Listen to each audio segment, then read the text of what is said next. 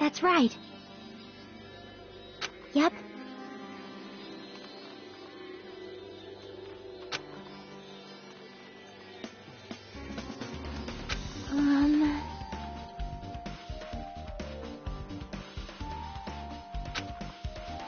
See? Perhaps...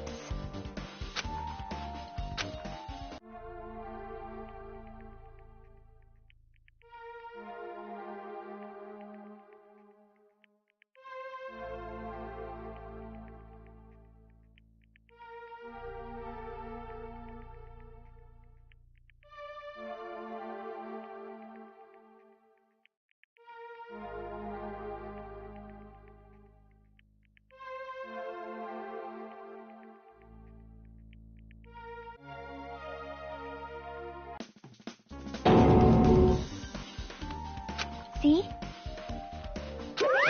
Miracle! Ta-da!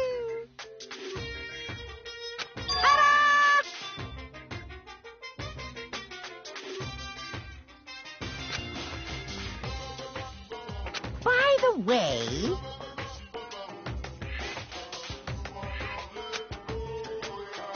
Phew!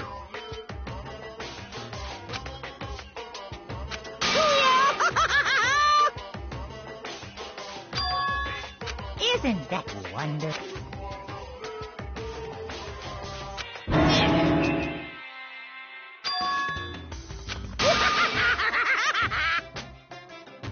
Too bad.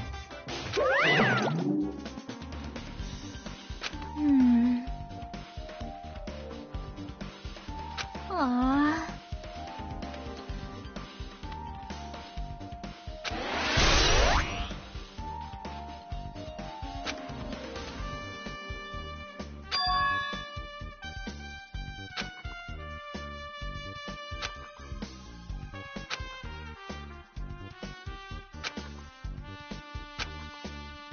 You...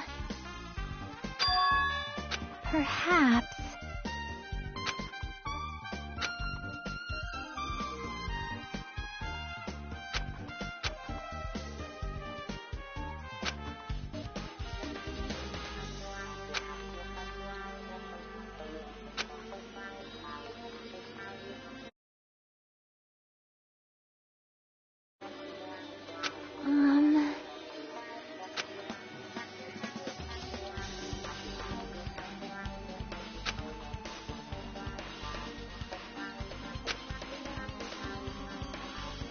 Hey, hey.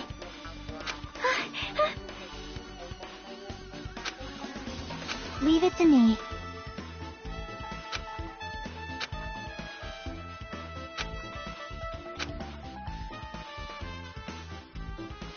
Hello there.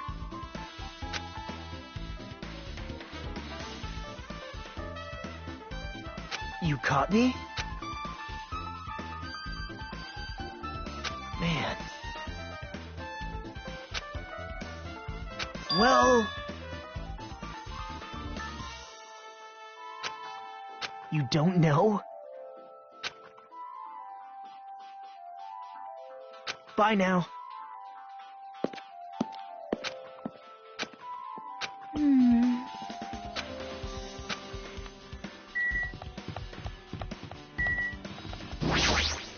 Hey, hey.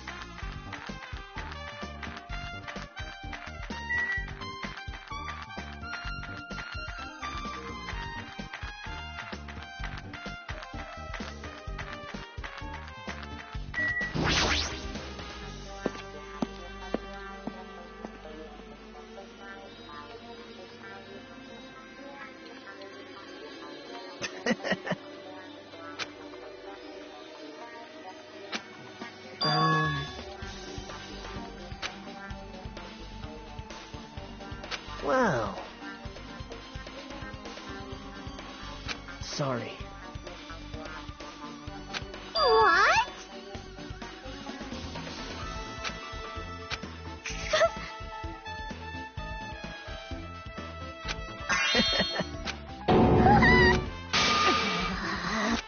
What the?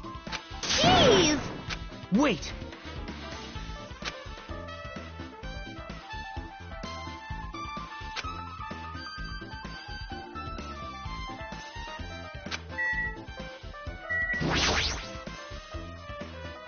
Why, you...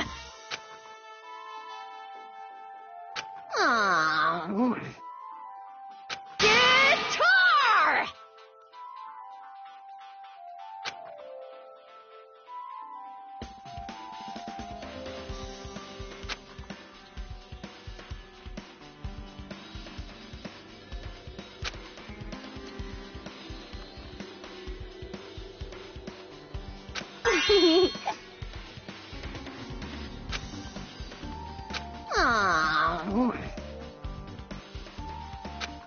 Oh!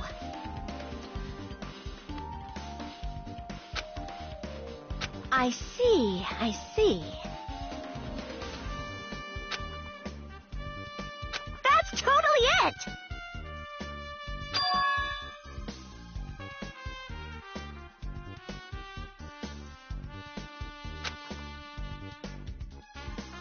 Aww.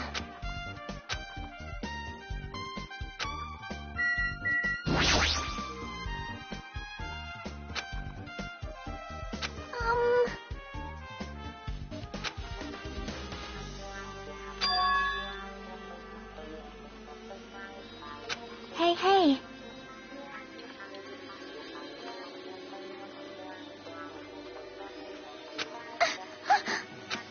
Well...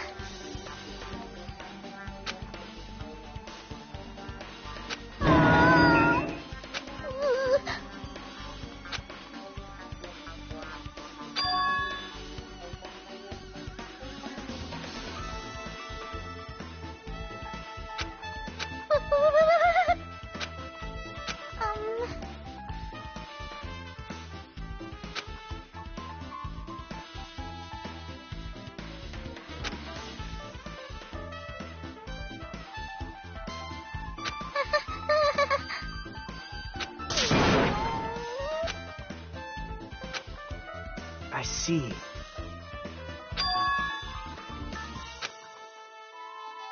You don't know? But still...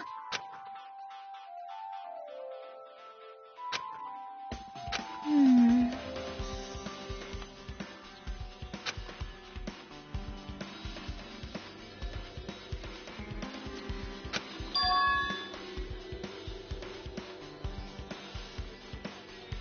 Huh?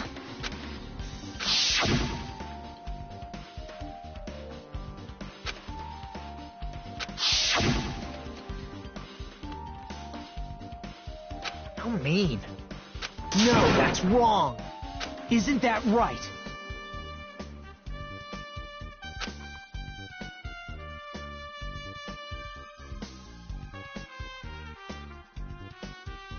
It's obvious. Well...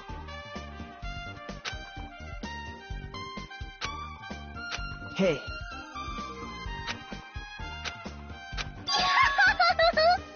That's weird. Bye!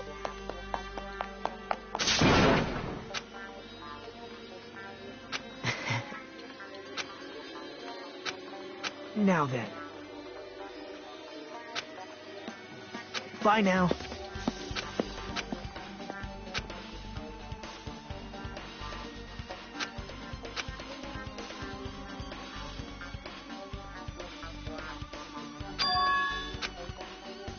See?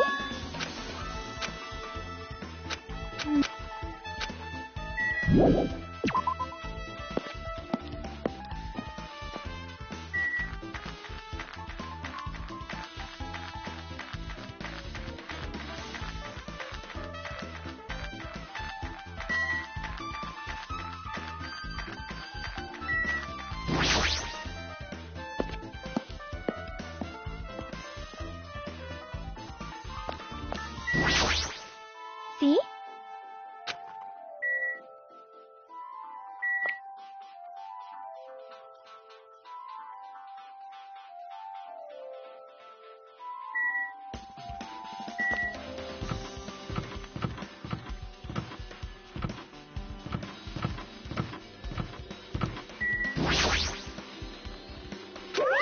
Phew.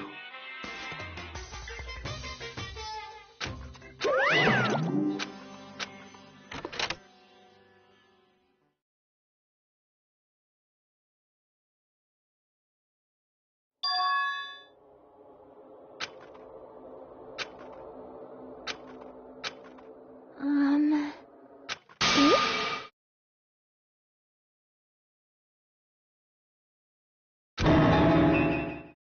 Yep.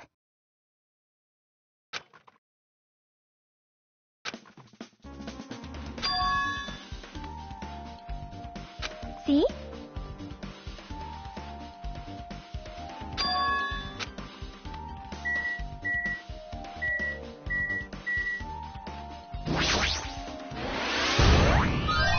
No.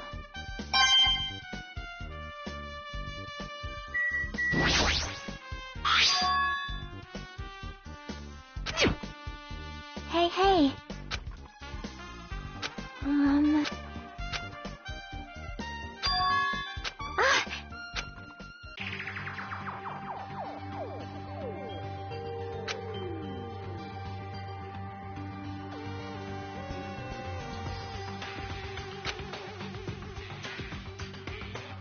Yep.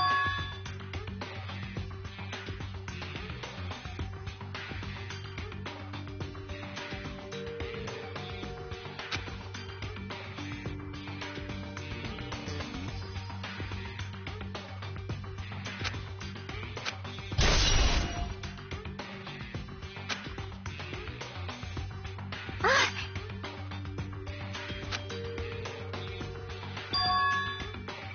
Hmm.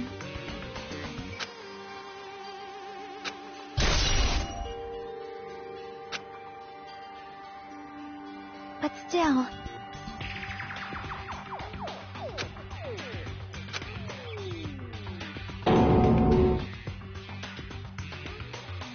Hmm.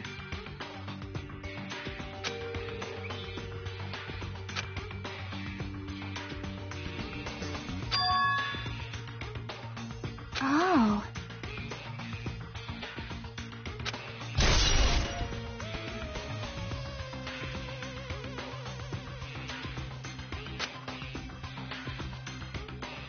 Um.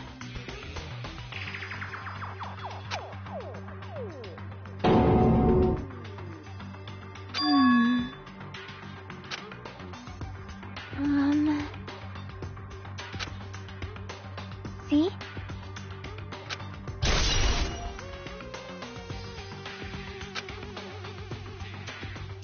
Hmm. Yep. Huh? See?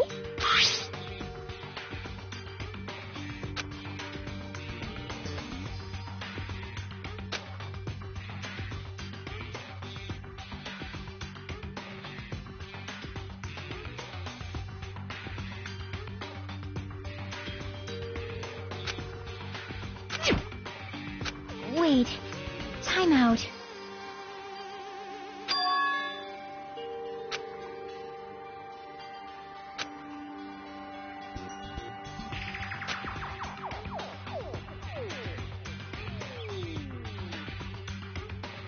Yep.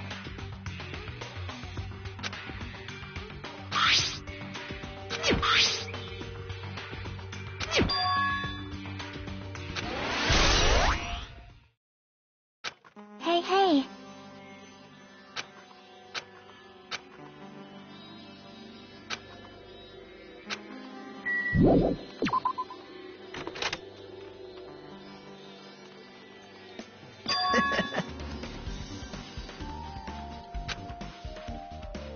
Now. Down to me.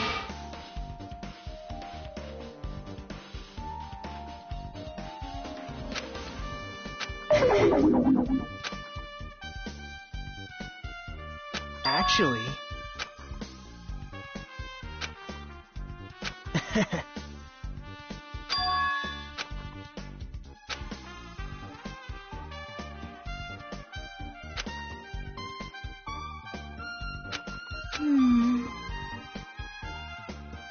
So... Yep.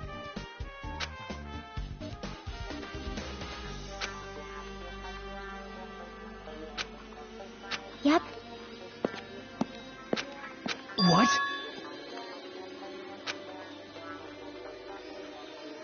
Bye now.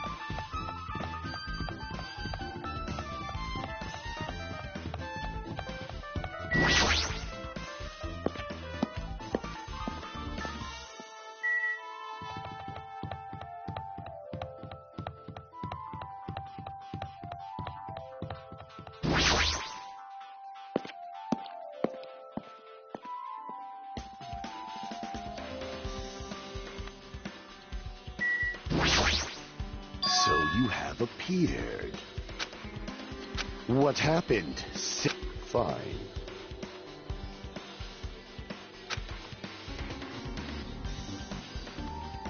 I can see it! Nature, the collective will of the world.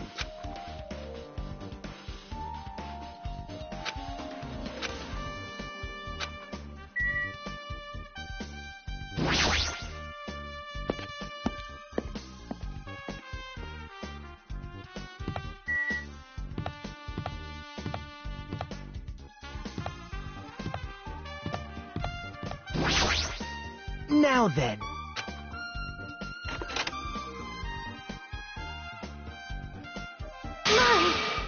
Whoa!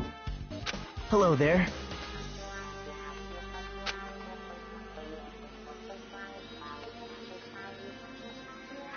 What the heck? Big news!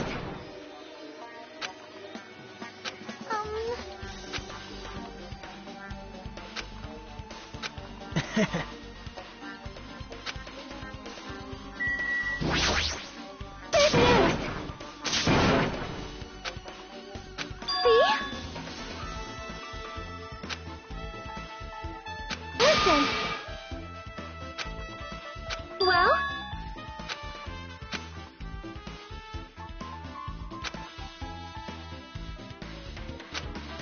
That is an order. Hey. Wow. Anyway.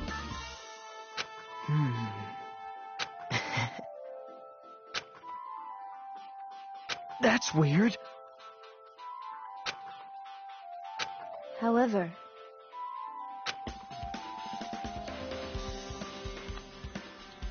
as the light of justice shines upon my mask, I expose the hearts of malevolent evil. Justice complete. The center of justice that is pierced by justice. The lead star of justice that shines in the night sky. That would be me. Sparkling justice!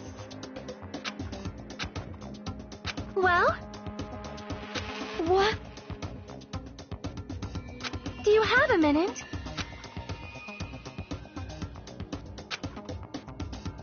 However...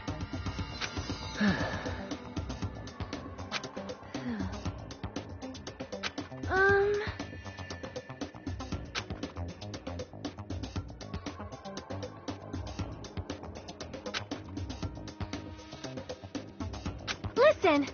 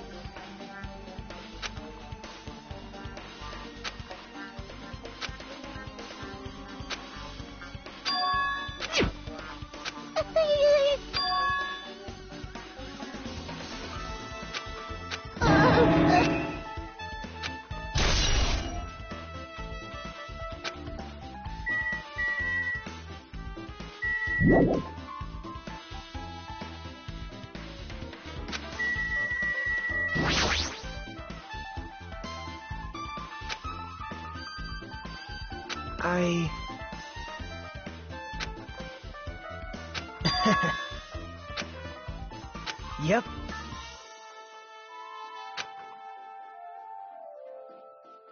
Now then.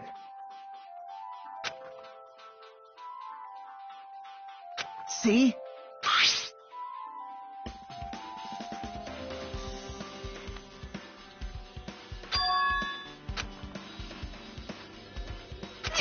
Yep.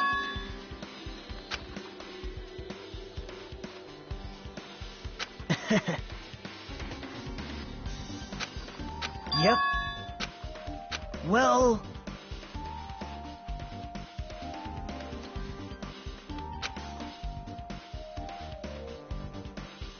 perhaps...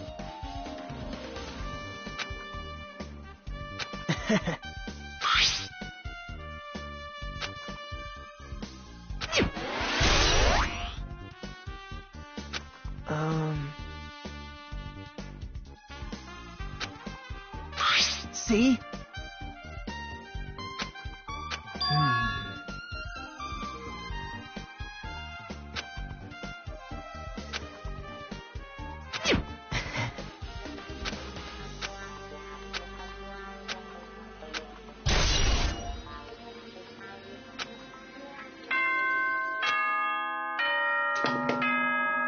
The time for unparalleled hedonism come! The hostility of fresh blood. So meet once you're there. Now then.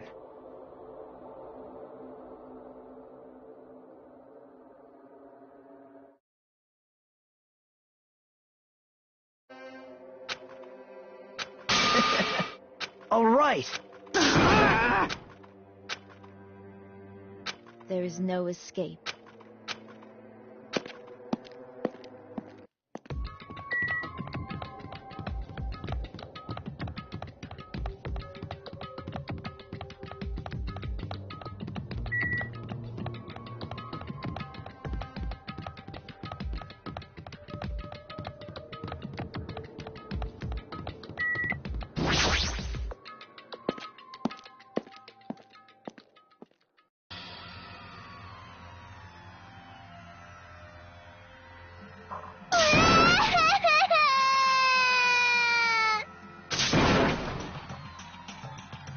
Why you?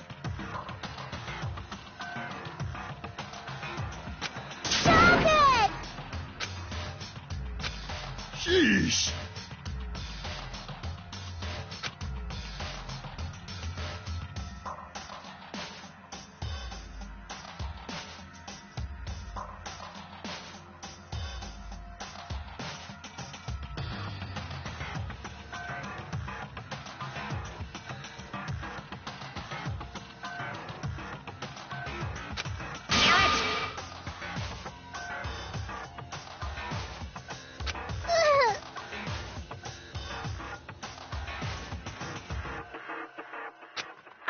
Unbelievable.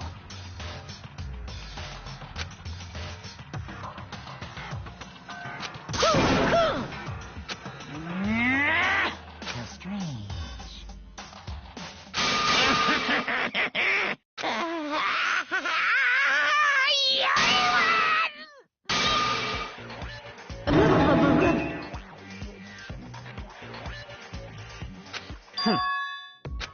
Hmm?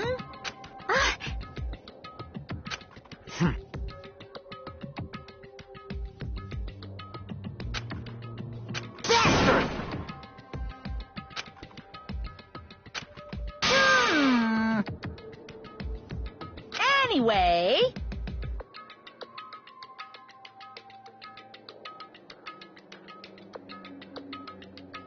see ya later! This is bad. Like, Show some spirit! This, too, must be the will of causality.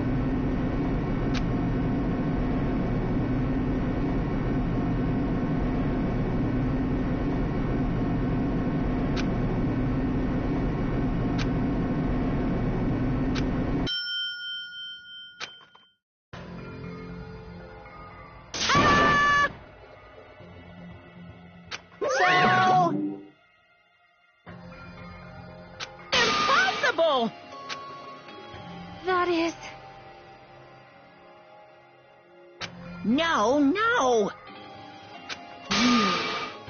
Yeah! Like...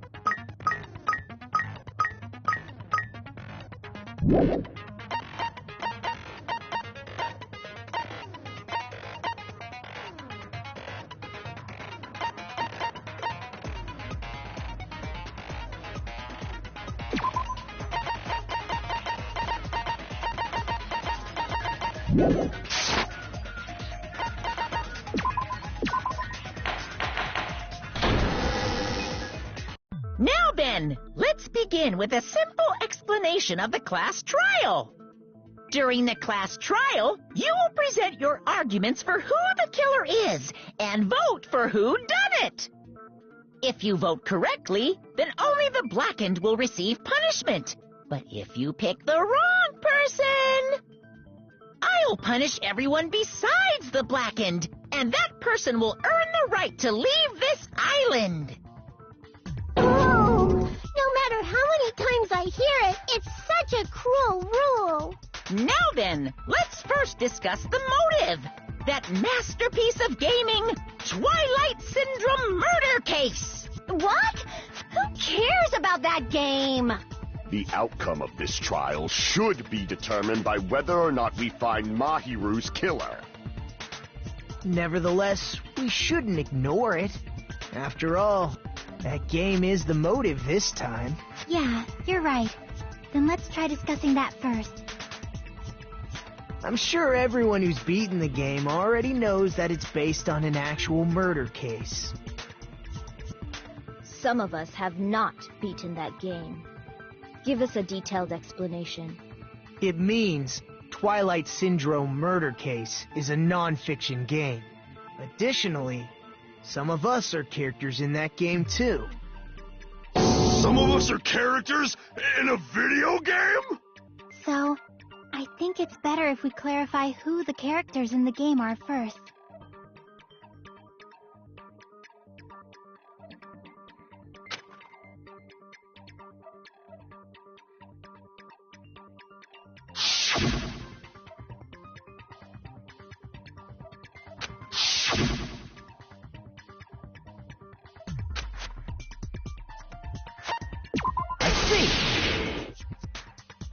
Girl A is probably Mikan Tsumiki.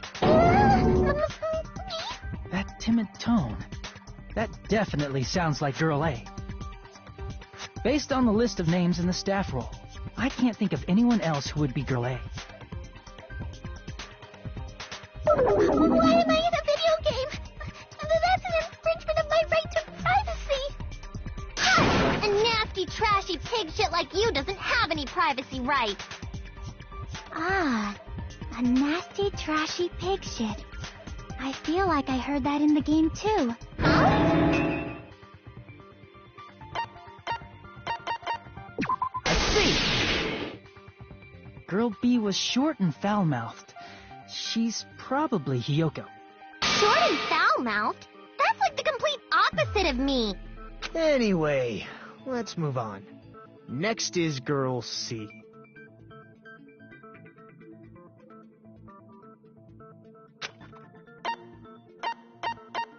Let's see.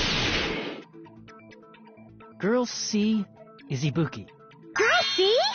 Then I'll see you next Tuesday. Let's move on to Girl D.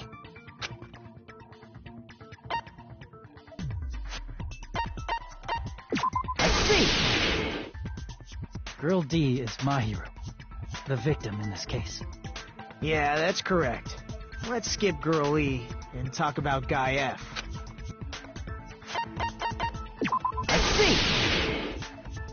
Aren't you Guy F, Fuyuhiko? Huh. I was in a game? That's fucking stupid. That reminds me. Wasn't there another person whose last name was also Kuzuryu? Another person? It was one of the names on the staff roll.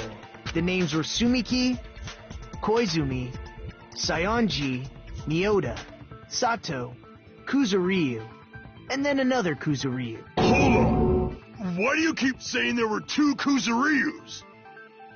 It's not like I'm wrong. That's how it's written on the staff roll. Since you beat the game, you probably know what this actually means, right?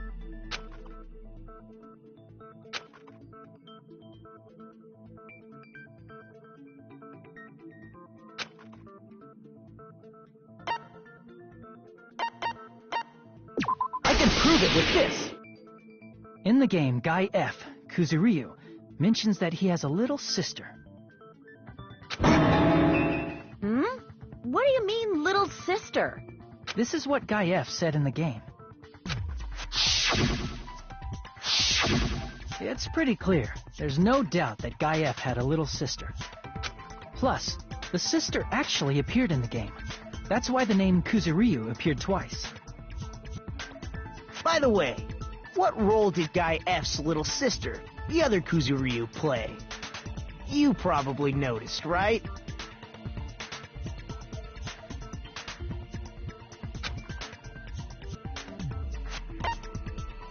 Let's see. The dead high school girl who was the first victim in the game is the only person I can think of.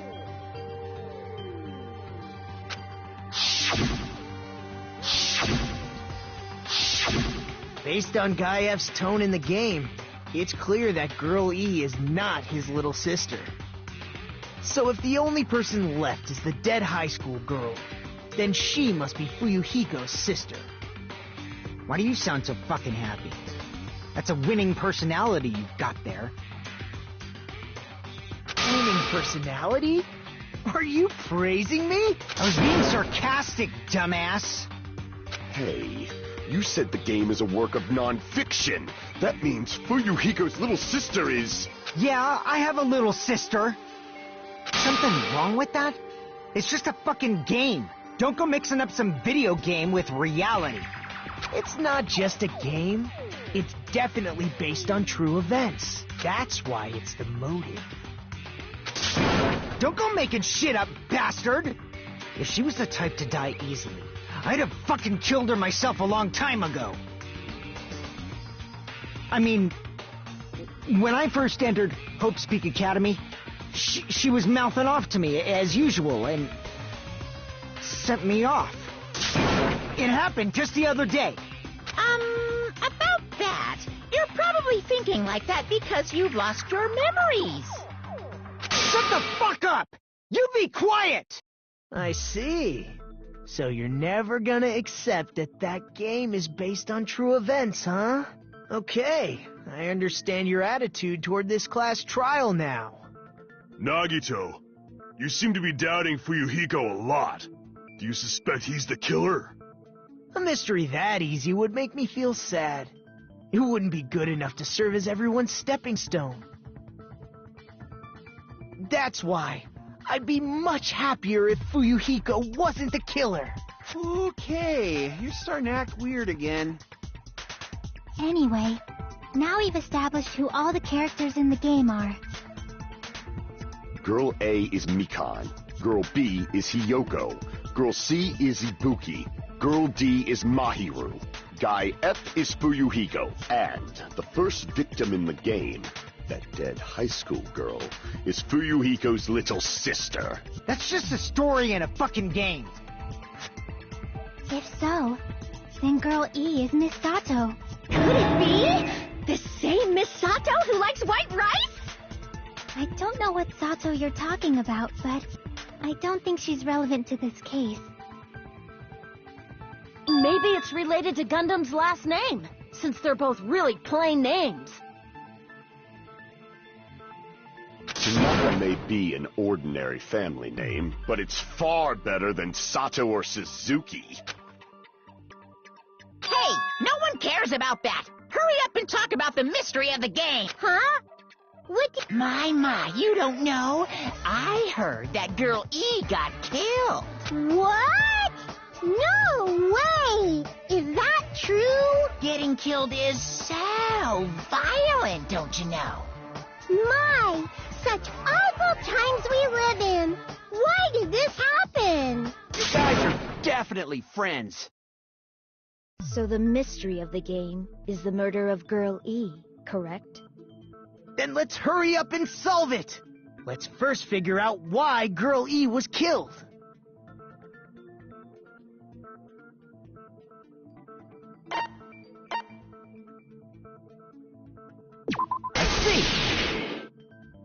The reason Girl E was killed is because she killed the first victim in the game. Which means Girl E was killed as revenge for the dead high school girl. What do you think, Fuyuhiko? Apparently Girl E was killed to avenge your little sister. You're fucking persistent. I don't care what that game said at all. But... Is that true? Girl E, she killed the first victim? In order to make that clear, we need to know more about the case involving the first victim's murder. It's the murder that occurred in the music room. I knew it would come up, so I prepared in advance.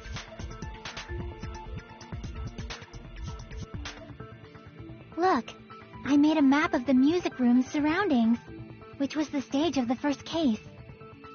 I'm surprised you went to all this trouble. Mapping is second nature to retro game fans. Classic dungeon crawler RPGs have a first-person point of view, so mapping as you play is a basic. We get it! Let's talk about that later so we can focus on the cake. Then, I'll start explaining. Girl A, Girl B, Girl C, and Girl D were at the entrance hall when they heard the sound of glass breaking. Immediately, they climbed the stairs to the second floor and headed to where they heard that sound.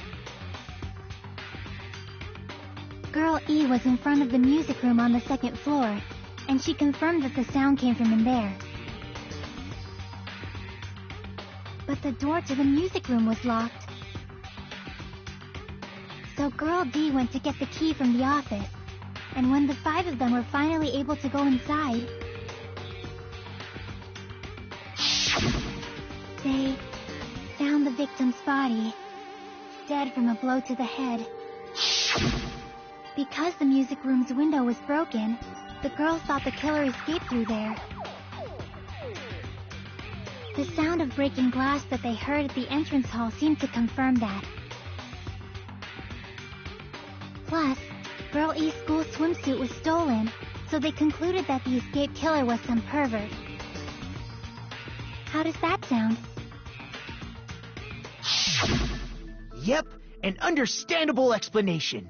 Just as expected from the ultimate gamer who excels at clearing games.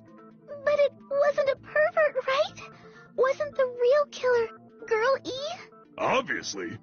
Girl E was waiting outside the music room for the other girls after she killed the first victim.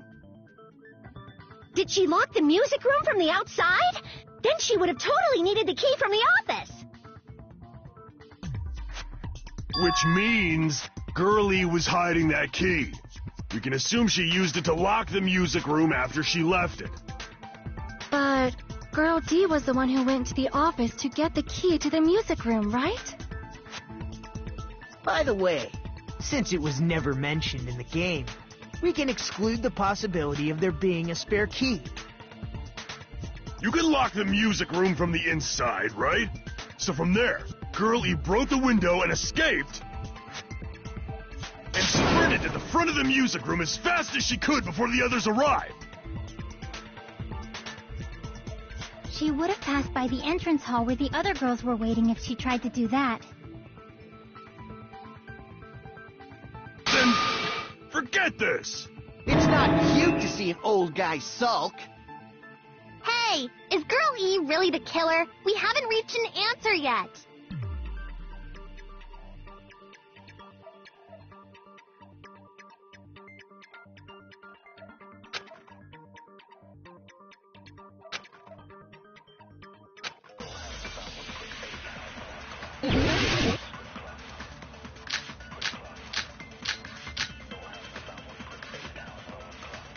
After she killed the first victim in the music room, what did Girl E do?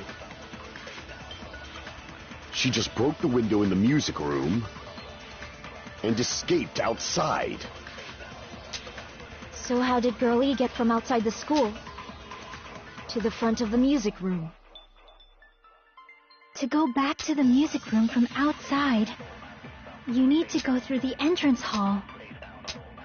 Plus, at the entrance hall, the other 4 girls should have been there. At the entrance hall, the girls heard the sound of the window shattering. No, that's wrong!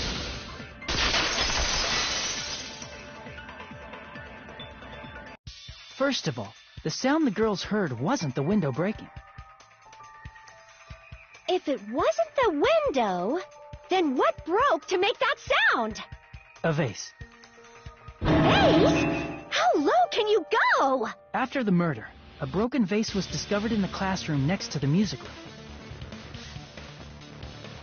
So the sound of breaking glass that the 4 girls heard wasn't the music room's window. It was the sound of the vase breaking. Probably. Actually, the murder was nearly finished by the time the 4 girls met in the entrance hall. Girl E killed the victim in the music room, broke the window, and went to the office to get the key. With that key, she locked the music room from the hallway, returned the key to the office, and went back to wait in front of the music room. All she had to do was break the vase in the next door classroom as the 4 girls met by the entrance hall. To make them think the murder had just occurred and that the killer had just escaped. So, when the 4 of them ran over after they heard the sound, Girl E acted like she had just rushed over too. I see! Now the mystery has been solved! Wait a minute! The mystery hasn't been solved yet! You haven't determined what the murder weapon was yet! Who cares about the murder weapon? We found out who the killer was. Not cool! I went to all the trouble of making this death march, so you gotta stick with it to the end! What the heck? You're so annoying! Fine, let's figure out the weapon. If this keeps up, I'm gonna feel like I need to shit. Which means I'll feel disgusting! You're the disgusting one. The weapon is pretty unconventional. The answer was revealed in the game, though. Now then, will you guys be able to figure it out?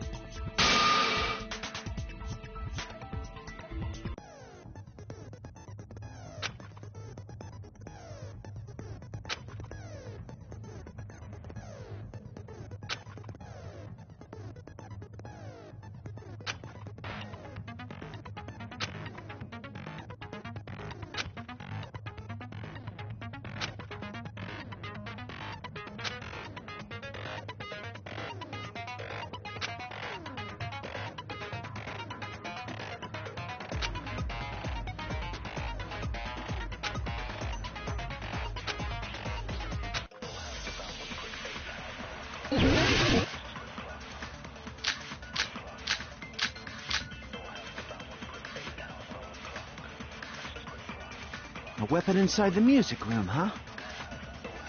What about broken glass? Isn't the cause of death a blow to the head? Then she attacked her with the fish tank.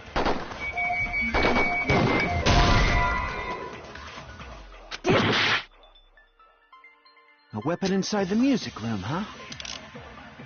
What about broken glass? Isn't the cause of death a blow to the head? Then she attacked her with the fish tank. That's too big to be a weapon. Then the piano. Why are you going even bigger? The investigation conducts universal chaos. It's on that big a scale, too? How about beating her with gravel instead? I agree with that.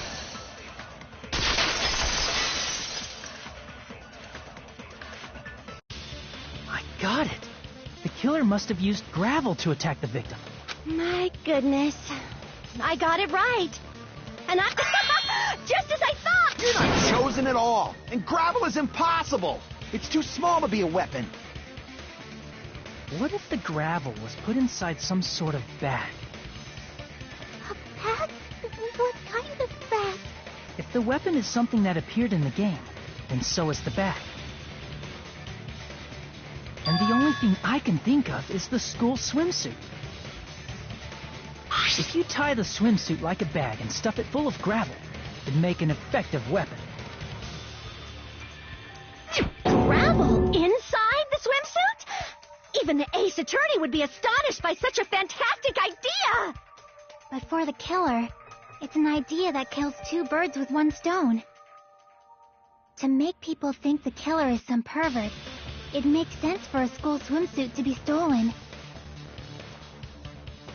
And if that swimsuit was used to make an improvised weapon, it'd have to be disposed of later.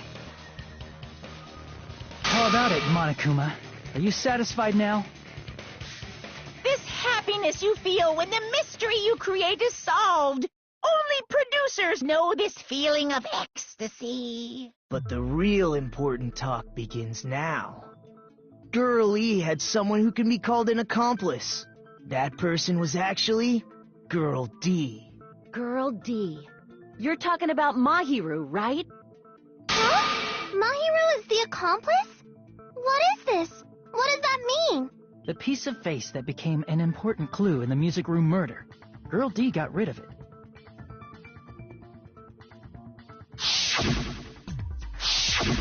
And apparently the reason Girl E committed murder in the first place was to protect Girl D. Girl D was being harassed by the victim. Girl E found out and tried to stop it, and they ended up getting into an argument. And she felt a rush of anger and ended up killing her. But she should have had a clear murderous intent.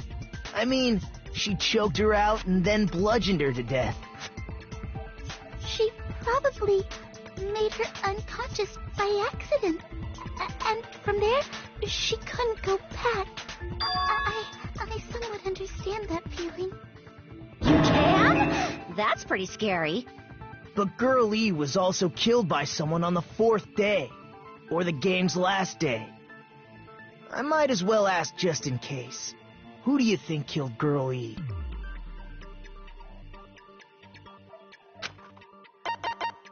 I see!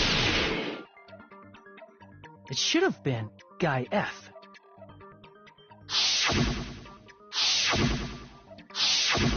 A scenario where Guy F murders Girl E out of a burning, hellfire desire to avenge his murdered sister.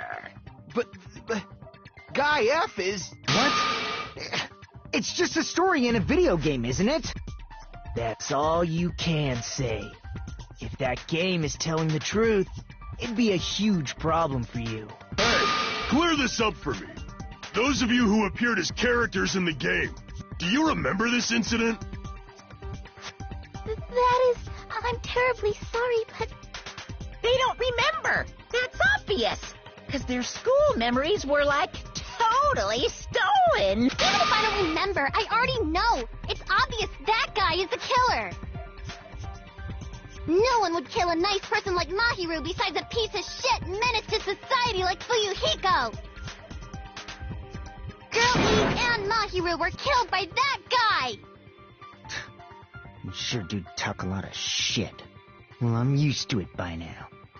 But does Mahiru's murder have anything to do with that game? Perhaps the two are unrelated.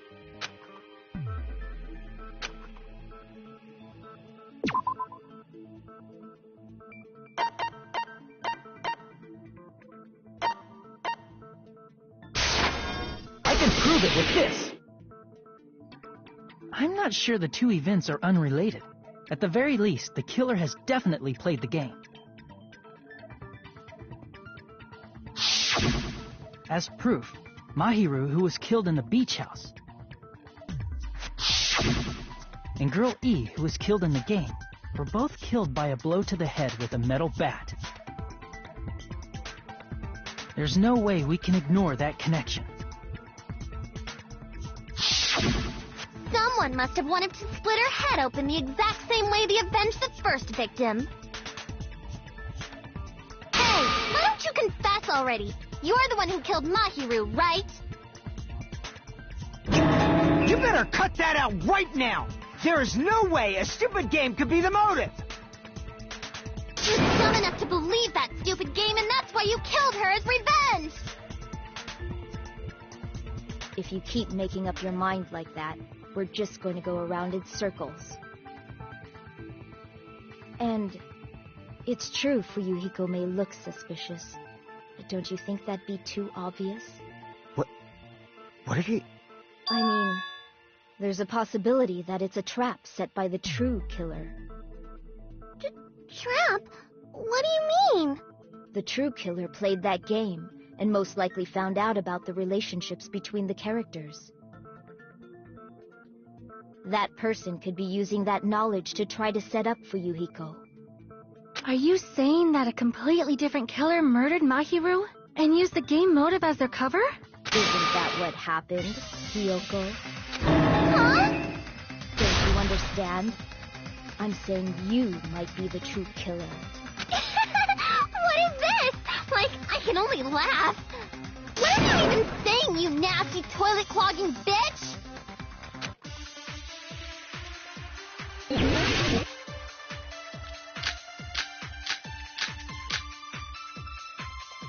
What are you saying, you four-eyed troll? Accusing me of killing Mahiru? You're so mean! Why do you doubt Hiyoko? Do you know where Hiyoko was today? She was at the beach house, the scene of the crime. But I didn't go to the beach house! No, that's wrong!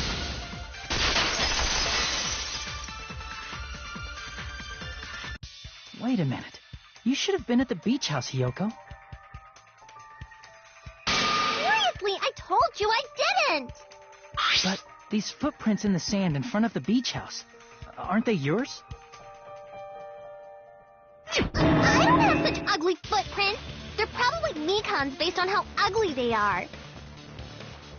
Don't decide that based on ugliness. Huh. They're not Hiyoko's footprints? That's strange. The footprint I collected from your room matches these footprints perfectly. Collected? I never gave you permission to collect that, you nasty pedo! Plus, the footprints left in the sand were facing away from the beach house. Which means, when the owner of these footprints went inside the beach house, they used a different entrance. A different entrance? Are you talking about the door facing the road that Mahiru's body was leaning against? Are you saying when that person went inside the beach house, the body hadn't appeared yet? The door was still accessible when they went in, and wasn't when they left. Which means something happened in between those two events. Isn't that right, Hiyoko? Ah! I remember now! I remember when I went to the beach house! So you finally decided to confess. I'm pretty sure you guys already know this, but going for walks in the morning is my daily routine. I've never heard of that daily routine before. And that's when I went to the beach house. I went there on my morning walk. I see. If you went there during your morning walk, that doesn't have anything to do with the case at all. Don't believe her so easily, dumbass. She's obviously lying. Huh? It's a lie? People who call other people liars are usually liars themselves. If you say I'm lying, prove it. Can you even prove that I'm lying? There's no way a bunch of worthless idiots like you guys would be able to do that.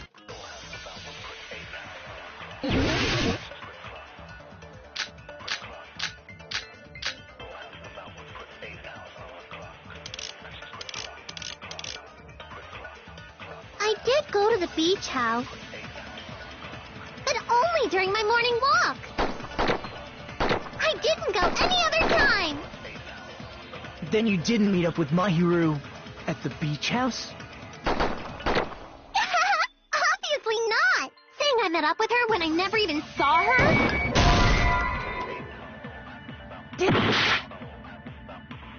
I did go to the beach house, but only during my morning walk. No, that's wrong.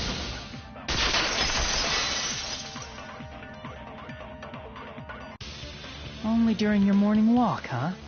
Will you still claim that after you take a look at this letter?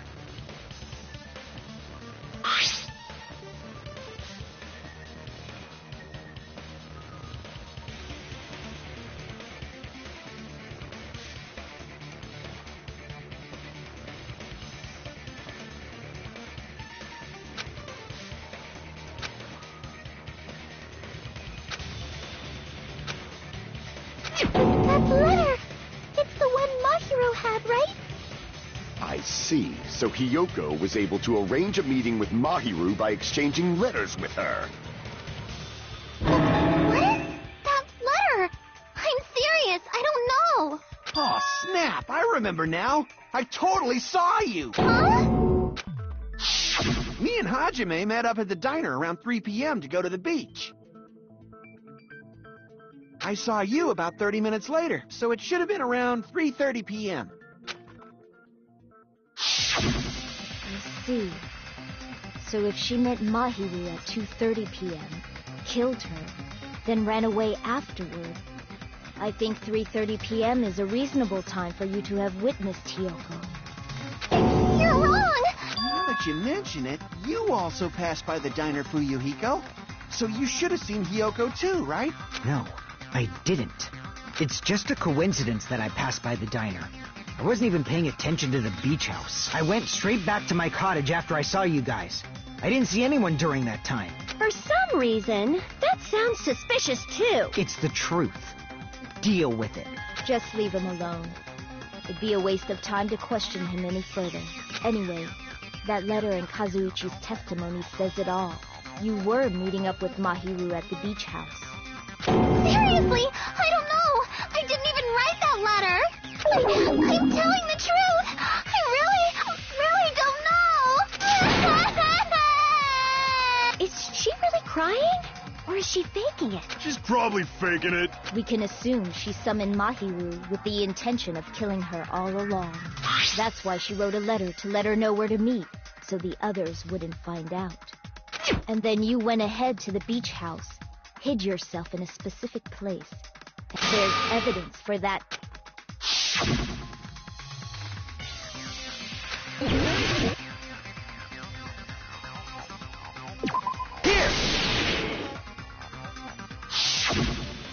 The place where Hiyoko was hiding. Are you talking about the closet? Yes, that's right.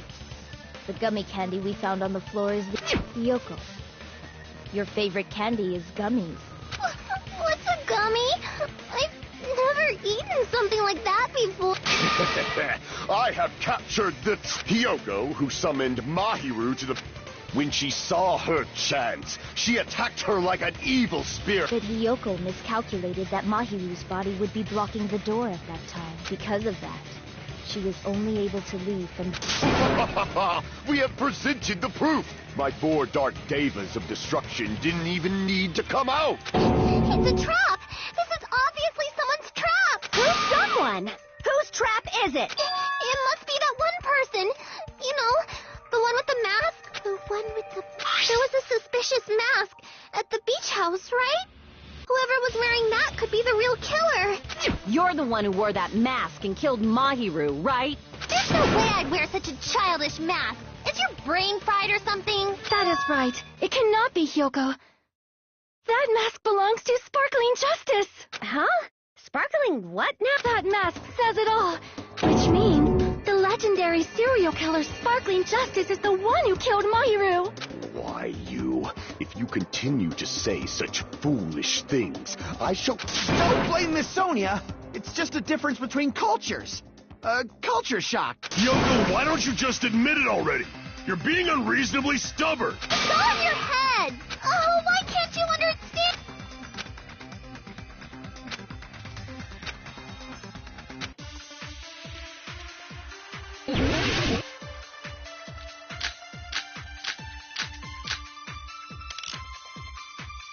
I shall render my verdict upon this mystery's conclusion. Hiyoko is the sinner who killed Mahiru! I'm telling you, it's a trap! There's no doubt. You went to the beach house, right? That is... And weren't you also hiding in the closet? So that's when you dropped the gummy. No, that's wrong.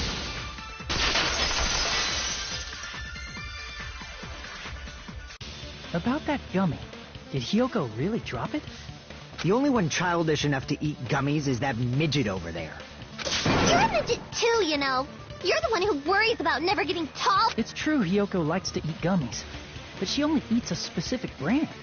The brand of gummies you eat only have strawberry, melon, grape, and orange flavors, right? Huh? But what about the lemon flavor? The gummy at the crime scene was yellow, so it obviously looked like it was lemon flavored. Huh? That gummy is yellow? And it's no mine! The ones I eat don't have any yellow gummies. What? That's right. None of the gummy bags in her cottage had any yellow ones. Then we can't assume Hiyoko is the one who dropped that yellow gummy. See? Didn't I tell you? It's definitely a trap. Damn it! Who would set a trap like this? I'll get my revenge. I'm gonna bop you on the head with all my might. Hold on, you little bitch. You think you're in the clear just because of a little gummy? Don't be stupid. I'm not done backing you into a corner yet.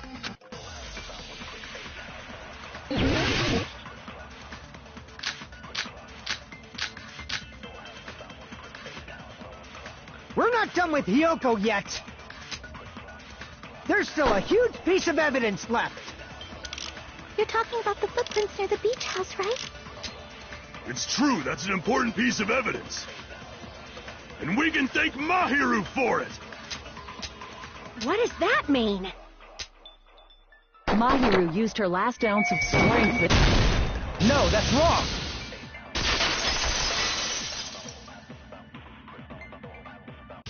Mahiru didn't block the door. Her death was instant. Instant death? According to my autopsy, yes. There's no doubt that Mahiru died instantly. If you keep making shit up, I'll fucking kill you! I'm sorry. Ryuhiko, you cannot do that. Only a coward threatens women. I'm pretty sure her death was instant, too. I mean, her injury was only a single blow. That's why Mahiru isn't the one who blocked the door. Someone else used her body to block it. Someone... The killer, of course. They're the one who blocked the door with Mahiru's body. That's why there were bloody drag marks left on the floor. But why did the killer block the door? Just ask Hiyoko. Seriously, that's not true! Let's assume Hiyoko is the killer. Wouldn't that mean she's also the one who dragged the body? If she handled the body that bloody, I think her clothes or skin would have been stained with blood. Huh? But when I saw her, she was clean. See? I told you I wasn't the killer! Yay! With this, my innocence has been proven! I won't let you look down on me. We haven't decided that yet. Hey, Fuyuhiko, why do you keep insisting that Hyoko is the killer? Shut up! I'm telling you, she's the killer! That little bitch is definitely the killer!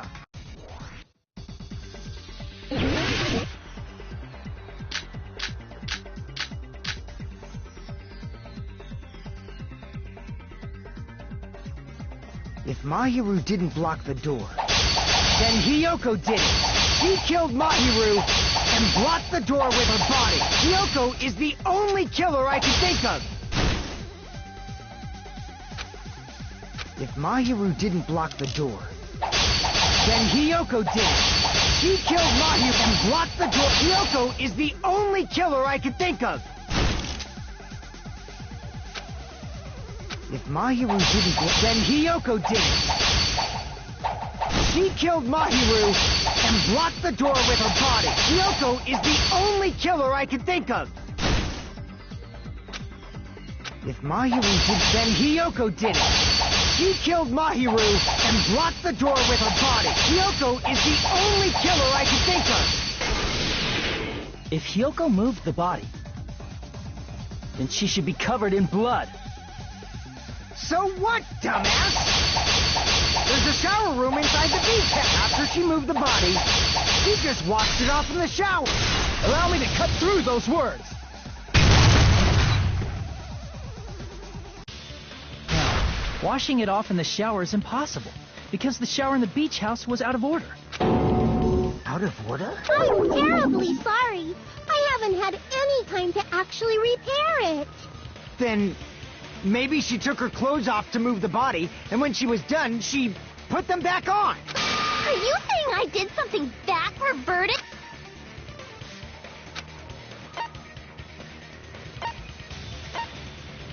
I see. Listen to me, Fuyuhiko. Hyoko mentioned this before.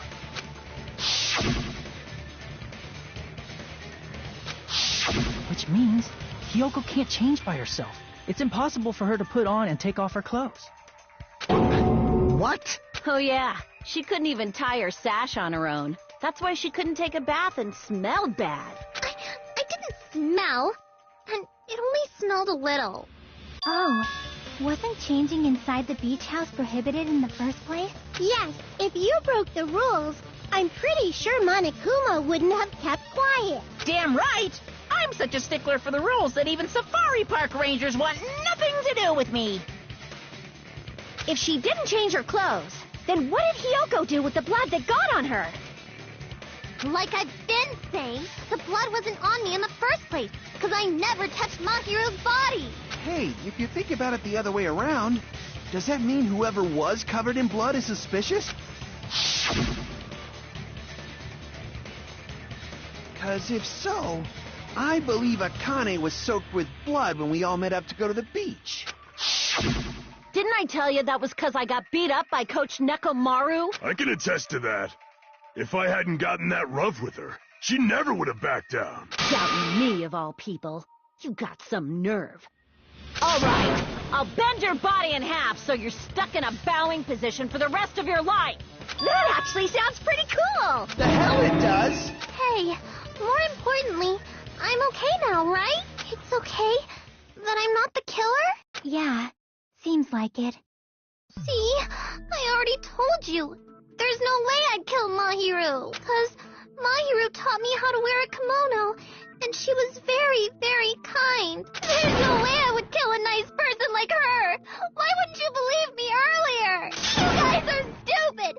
Stupid, stupid, stupid! Hyoko, please don't cry. Everything is fine now, right? Shut the hell up, pig barf. I hope you get a hangnail and die. I'm sorry for being pig barf.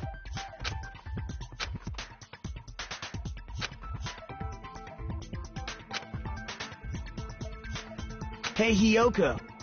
Now that our suspicions have been addressed, can you tell us the truth? Huh? Even though you're not the killer, you still went to the beach house, right? Like I said, it was a trap. Yeah, I got that already. So, can you give us the details about that trap? I would like to know too. It might lead to some kind of clue. Fine. You want me to talk, huh? Earlier this morning, Mahiru was the one who came up to me. She asked if we could meet up later. Huh? But...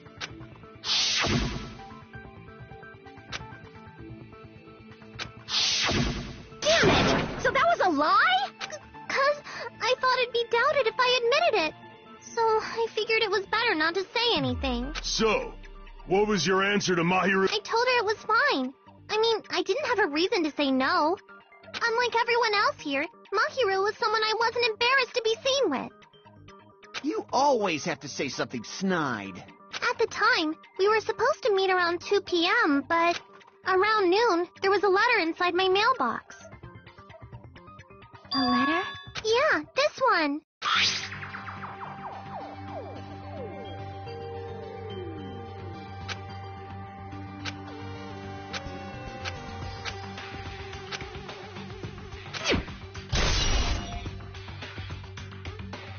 I saw this letter and went to the beach house at that time.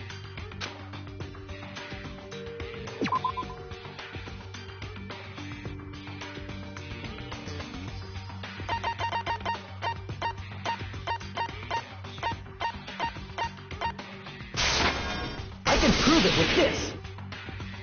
This letter. Doesn't it look like its contents are different from the letter Mahiru had?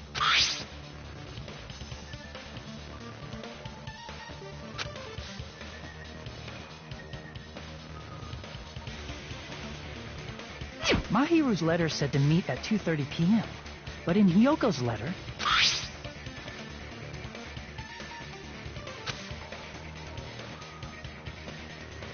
Whoa! The meeting times are off. It's also strange that both letters wanted to change their meeting spot to the beach house. It would be plausible if one of them said it, but for both letters to say the same thing? Hyoko, since you wrote it, what do you think? Like I said, I never wrote the letter. How many times do I have to tell you?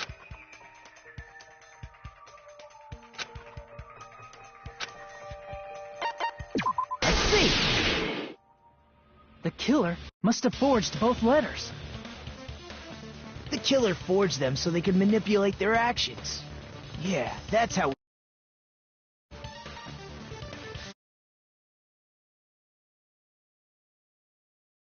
Compare both letters.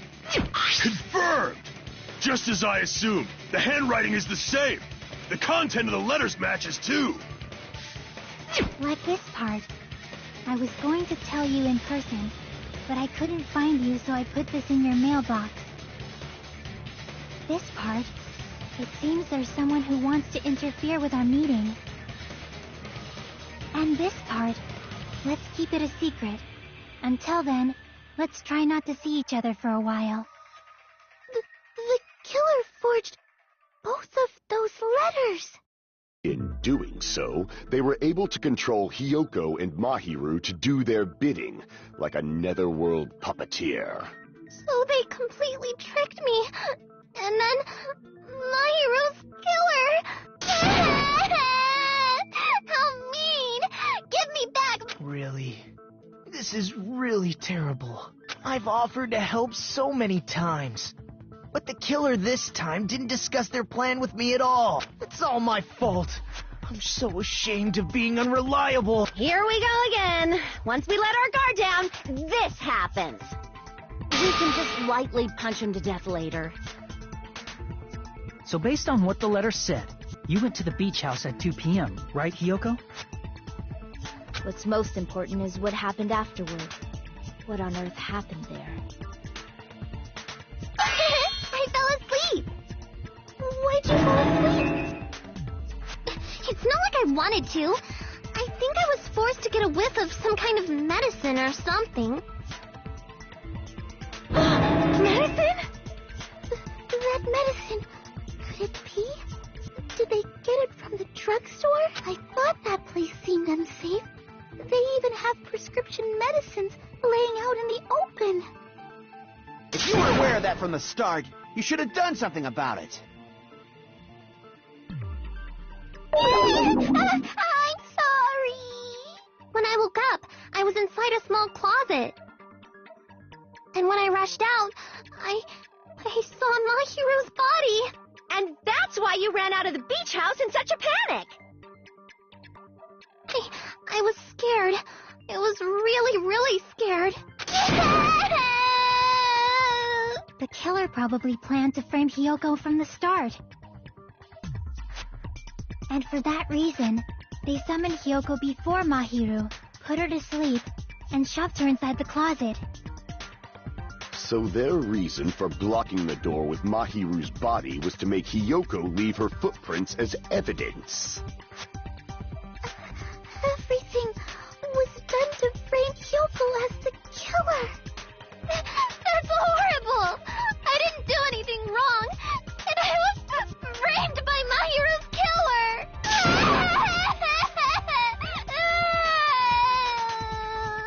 Hiyoko, please do not cry. We believe you. Is it really okay to believe her so easily? She might be faking those tears, you know. This'll never end if you keep being so suspicious. Isn't that what a class trial is all about? The only way to survive is to be suspicious. This is where we go to thoroughly doubt each other. So if you believe in each other so easily, then there's definitely something wrong with you. You're wrong, Fuyuhiko. We aren't supposed to doubt each other here. We're supposed to work together. The class trial is where we cooperate with each other, work hard, and aim for victory. The killer and everyone else. Two hopes attempting to grasp the one true hope. Two hopes clashing with each other is poetry in motion. That is what a class trial should be. Seriously, which side are you on? I'm on the side of the absolute hope that can overcome any despair. And I believe that absolute hope exists at the point where two hopes clash. Your stance is neither white nor black, but gray, and you do not yearn for your life, or even for victory. Jeez, I wish he'd just side with the enemy already so I can believe what he's saying. Let's stop. Believing every little thing Nagito says is a waste of time. Yeah, we need to figure out who Mahiru's killer is. There should be a new clue contained in what Hiyoko has told us. So, let us believe Hyoko's words and discuss it once again with everyone. Yup. The debate proceeds when you assume you can believe each other. Good job. That's the right way. That's the splendid power of teamwork. Hey, what do you think of that, Monokuma? I'm not gonna let you have the outcome you want. Hey. Whoa? He's sleeping. Dumbasses. You bastards don't know anything. If you're stupid enough to trust each other, the only thing waiting for you is the bitter truth.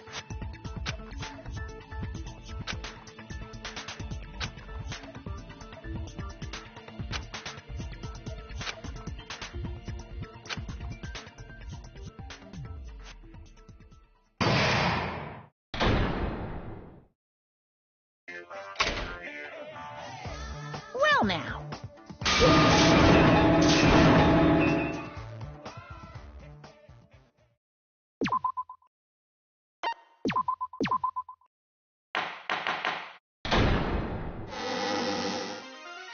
I'm Monami, and my heart is throbbing like crazy right now. To think that the person who killed the wonderful Mahiru Koizumi is in this room. Impossible! That's so... Oh, I can't do anything. How annoying. But I'm just gonna believe in everyone do your best. Don't lose to yourselves. And don't forget to save regularly. Well, now that we've decided to believe Hiyoko, now what? If the killer was luring Hiyoko into a trap, then something that was used there might be a clue. Do you mean the letter? No, it was probably the gummy. Huh? Hey, when you woke up, was the gummy already there? Now that you mention it, I feel like it wasn't. Just as I thought. Just as you thought? If the killer planted evidence while Hiyoko was there, She would have thrown it away if she found it. Which means the gummy was placed inside the closet after Hiyoko fled from the beach house? The killer returned to the scene of the crime? After I left? They wouldn't have to do something that troublesome as long as they hid somewhere within the beach house. That's impossible! There's nowhere to hide! I even glanced inside the shower room as I was running away, but there was nobody there. Then, does that mean the killer came back? At any rate, the solution to that problem is connected to what really happened. That's what I think.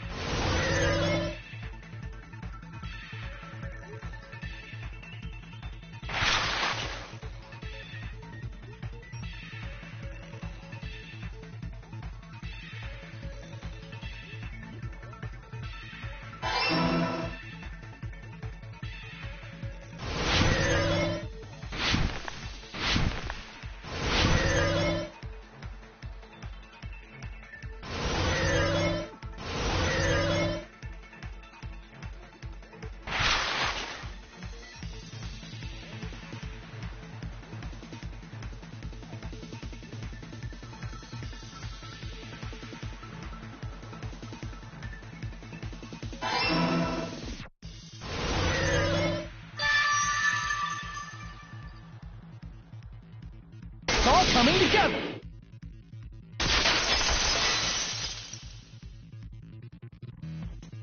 Do you think the killer might have been hiding? You spent all that time thinking just to say something so pointless. How disappointing. Didn't I just say there was nowhere to hide? Do I have to explain it in another language so you can understand? Her personality got a hell of a lot more forceful once she stopped being a suspect. No, there should have been a place for them to hide. A place you didn't look, Hiyoko. What are you saying? Stop being annoying or I'm gonna make Akane bop you on the head and shut you up for good.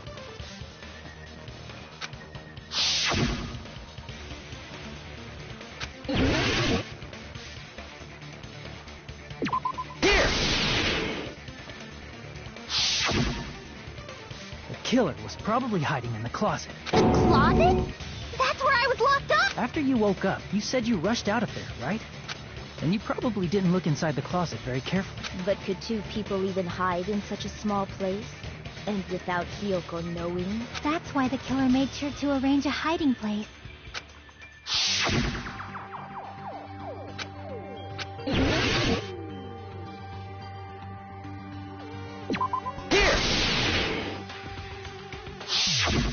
What about the surfboard case in the closet?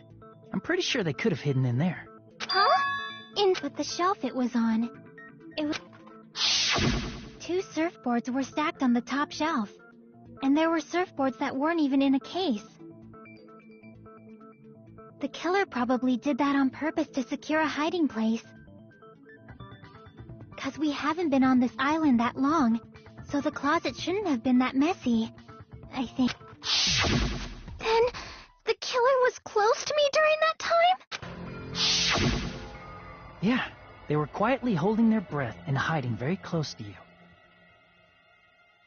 It's kinda like, in for a penny, in for a pound, so to speak. Don't you mean it's always darkest under the lighthouse? I shouldn't say things I don't understand, like, so to speak. Anyway, the killer hid silently, and after making sure Hiyoko left, they finally left the surfboard case. I agree with that as well. Seriously, nobody asked what you think. There's no way the killer would leave Hiyoko by herself if they were trying to frame her. If Hiyoko was left alone and ruined the evidence the killer had planted, it would have messed up their plan. Instead, it makes more sense to think that the killer was hiding in the beach house, watching Hiyoko. Saying whatever you want, even if we didn't ask. Alright, if you don't want to friggin' get punched, just stand still and let me punch you! Oh, you shut up. Then, grit your teeth. Sorry, Akane. It's not like that. Hey, Monokuma. Can I ask you about something that seems strange to me? I believe Prince Shotoku was from the future. A man from the future is always directing the flow of history. I'll listen to your story about men from the future some other time. As I recall, the body discovery announcement is made when 3 or more people discover a body, right? Is the killer also included among those 3 or more people? Yeah, that's true, but, something like that. You don't sound very... Jeez! You're pretty annoying for noticing something like that. I know it sounds like an excuse, but the body discovery announcement isn't supposed to be used for deduction. It's intended to create a fair trial. It's supposed to let everyone know a body has been found. So you're saying it's unfortunate that I used it for deduction? I understand your excuse, but depending on who actually found the body, it's possible that your 3 or more people rule could be deadly. Well, as long as I keep things ambiguous, I can respond to situations with some flexibility. So what about this time? Is it 3 people including the killer or not? Jeez, fine. You want me to say it? It doesn't include the killer this time, okay? Which means 3 people other than the killer discovered Mahiru's body. What's wrong with that? Nothing. I just thought it was somewhat strange. You're the one who went on it. We were just... And after Hiyoko ran away, the killer got to enjoy the simple life of destroying evidence. However, before we proceed any further, the killer blocked the roadside door with Mahiru's body before Hiyoko ran away. But what about the blood? Now that you mention it, that mystery hasn't been solved yet. It's going to be all right. If you guys have come this far, now, let's start the argument, shall we?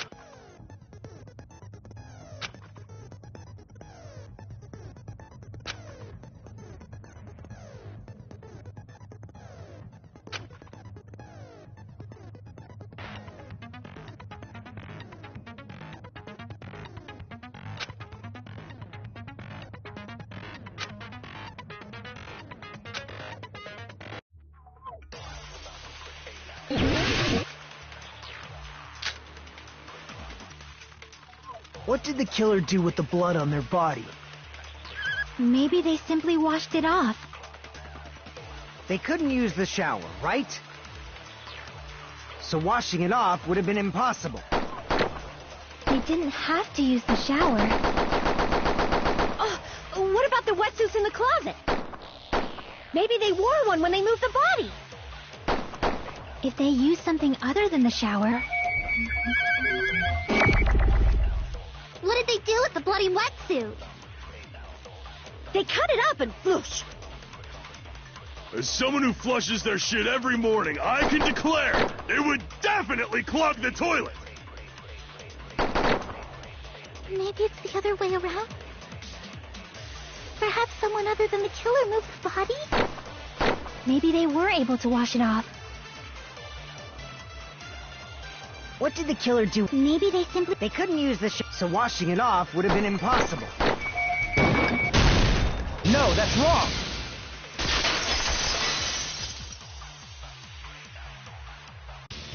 If they just needed to wash off the blood, they didn't necessarily have to use the shower. They could have just as easily used something else. Something other than the shower.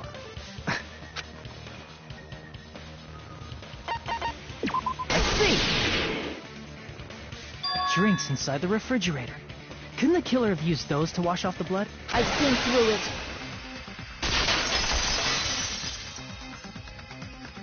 In theory, then, that's impossible. Why? Try to remember the refrigerator carefully, and then you will understand that there's no possible way the drinks in the refrigerator were used.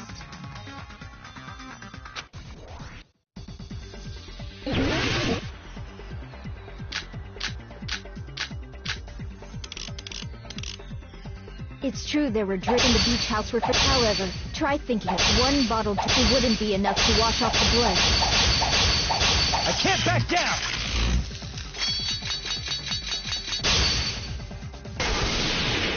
We can't assume they used just one drink. They could have used a bunch of them to wash it off. Didn't I say it was impossible? There were no water bottles in the refrigerator. Allow me to cut through those words!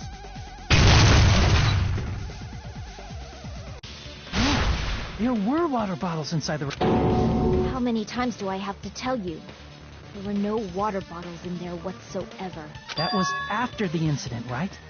But before the incident, there were water bottles in the fridge. And the killer took all of those water bottles and used them to wash the blood off their body. So you're saying the water bottles were gone? Because they were all used? That's a logical fallacy. It's not a fallacy. There should have been evidence inside the trash can. Evidence like a lot of thrown-away plastic water bottles. Isn't that right, Chiaki? Oh, you're right. These bottles look like they may have been filled with water. Well, now that you mention it, when I went to the beach house a few days ago, I feel like I drank one of those plastic water bottles. Then, the plastic water bottles were used in place of a shower. Dousing your body with lots of water bottles is such a simple and easy to understand explanation.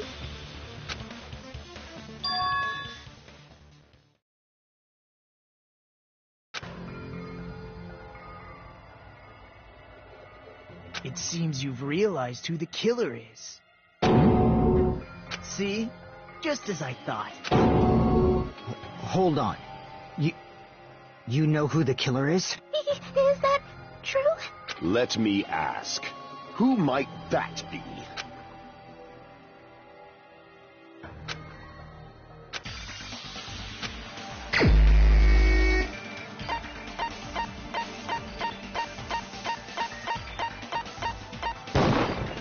You're the only one!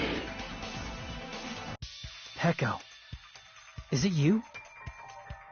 Hey, what are you being quiet for? They're accusing you of being the killer. Then I should ask you this. Why do you believe I'm the killer? I remember when we were all meeting up to go to the beach. Your appearance when you came to the diner.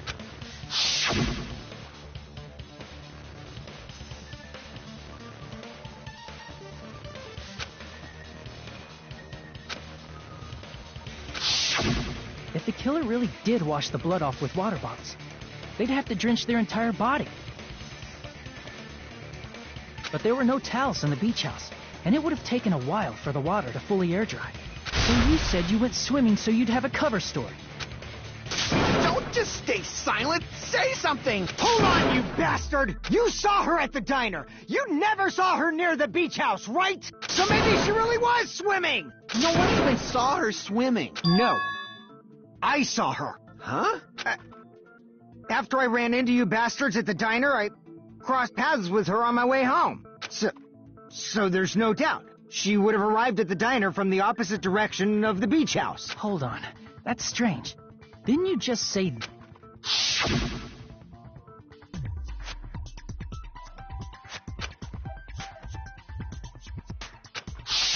You told me you didn't see anyone. Don't try to tell me you forgot about that. Not so fast. It's too soon to decide she's a killer.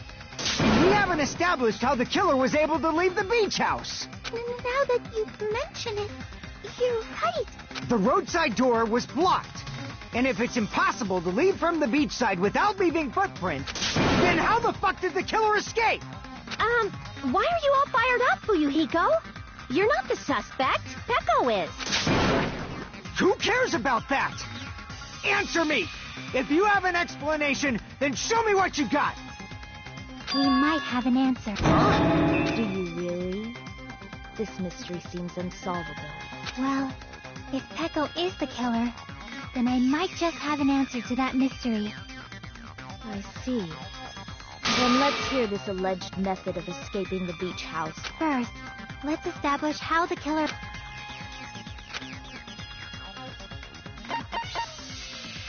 I see! If the roadside and beachside doors aren't an option, the only other thing I can think of is... Well, nothing really. Except that small window in the shower room. Huh. Don't you know how high that window is? There's no way Peko could have reached it. But what if, for instance, she got help? She might have reached it by riding someone's shoulders, but then that person would have been left behind. Is it possible an object was used? A rope, for... And what happened to the rope after they used it? And don't say something stupid like they threw it outside. Of course not! That would violate the school trip rule!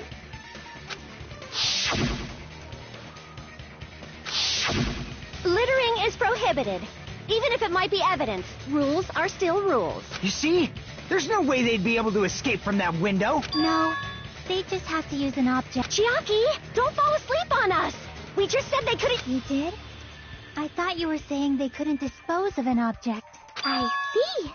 You don't have to throw it away if you can just hide it somewhere on your body. Huh? Pekka was wearing a swimsuit, remember?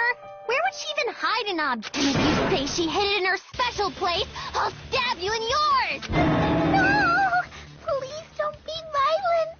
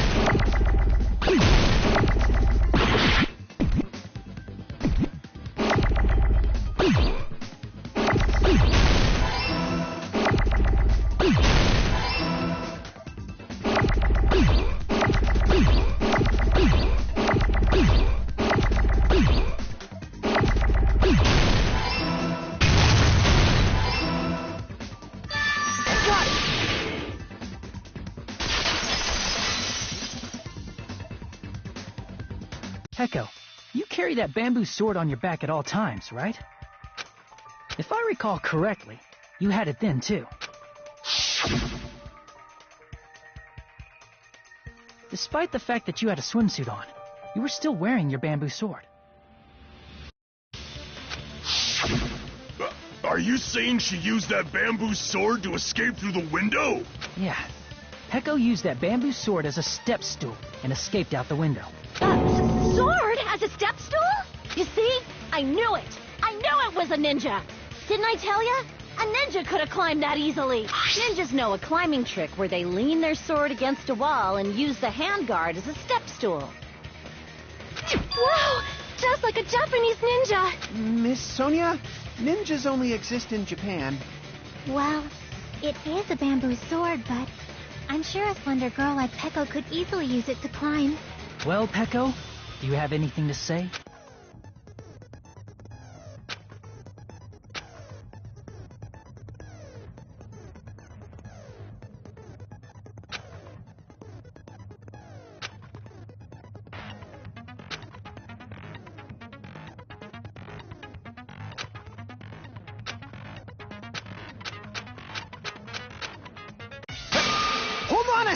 You're saying she used her sword as a step stool and went out the fucking window? Then what about the sword? It would have been left in the shower room and she wouldn't have been able to recover it, dumbass. Fuyuhiko, why do you even care? Shut up! Just shut the fuck up and answer me! If you have an answer, then fucking give it to me! If she used the bamboo sword as a step stool, it would have been left behind!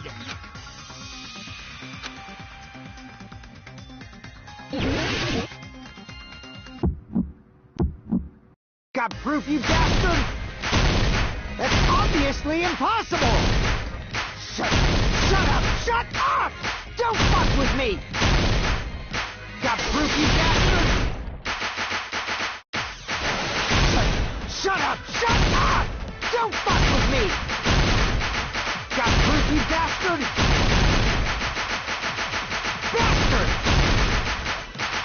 Got proof, you bastard? You're pissing me off!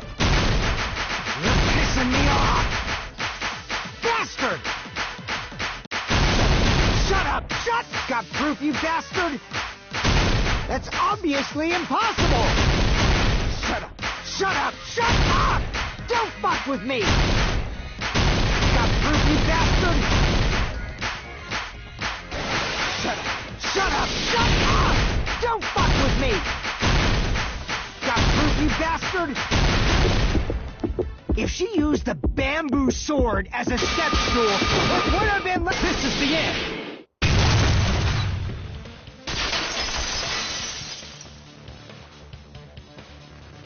If she used her bamboo sword as a step stool, she could have recovered it with her sword back.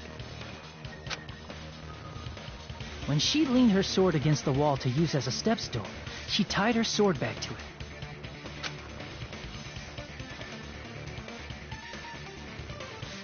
And after she climbed up to the window, as long as she hauled the bag up toward her, she would have been able to recover her bamboo sword. I see. Not just the bamboo sword, but even the sword bag, too. Akane said she's like a ninja. But simply put, only Peko could have performed this feat. An escape plan befitting of the ultimate swordswoman. Even so, how disappointing. Oh, you just back off. Hold on! You don't have any gun, you bastard! It's fine. Huh? I said it's fine. Saying anything more would just be an exercise in futility.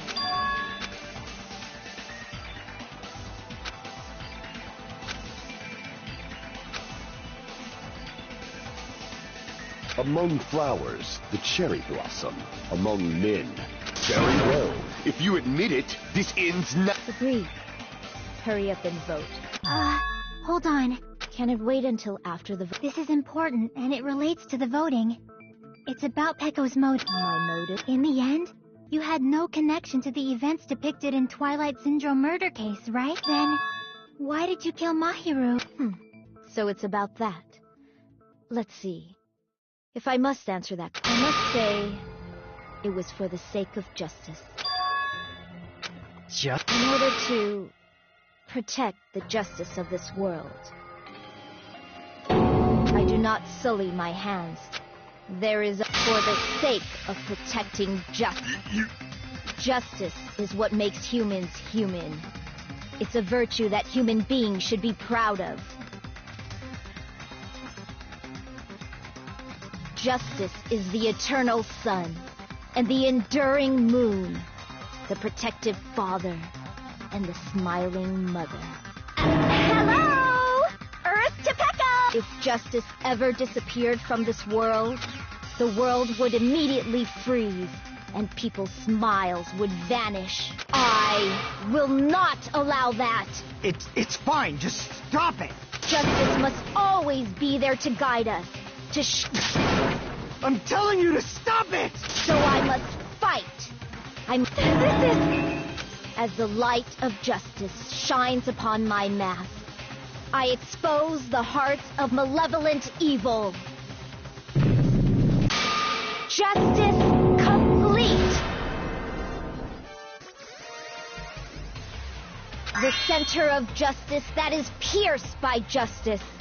The lead star of justice that shines in the night sky.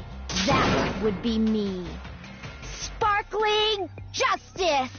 Now then, let's execute justice! What? What the fuck? Pecco, what are you doing? I am sparkling justice. In the name of sparkling, shining justice, I have come to deliver justice. What's going on? What's this? Chew! Pecco! Finally snapped! Everyone, Sparkling Justice is a serial killer who claims to be an ally of justice. Clad in her various hero masks, she is supposed to be... But... An ally of justice? So that's why you're... This mask is the dividing line. Just like various idols, the sun is revered because it lies just beyond your grasp. Justice should also be the same. I don't get it, but this is becoming...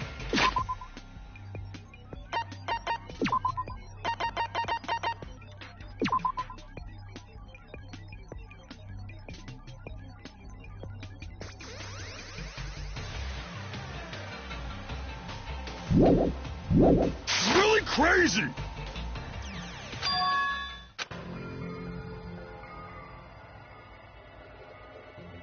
This is turning out to be a surprising turn of events. Hey, take a look. It's a This again? Huh? Sleepwalking? So what's your answer to my previous question? This world must always evil, must be eliminated immediately. No matter what, I must not overlook evil. Evil? Are you saying Mahiru is... If you knew about that incident, then you must have played the game. Am I right? And because of that, I was able to find the killer's accomplice hiding on this island like a sewer rat. Then the reason you killed Mahiru was... To protect justice, of course. In order to protect justice, I have become its merciless sword and executed justice. Holy crap! She's such a stereotypical psychopath! She's so gross! Pecco, is this your true identity? My true identity? I have already forgotten who I am. It just shows my determination. My determination to protect by throwing away what's most important. I'm willing to become anybody to shower this world with justice.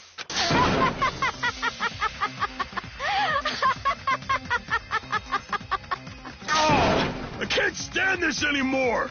Let's just end this farce already!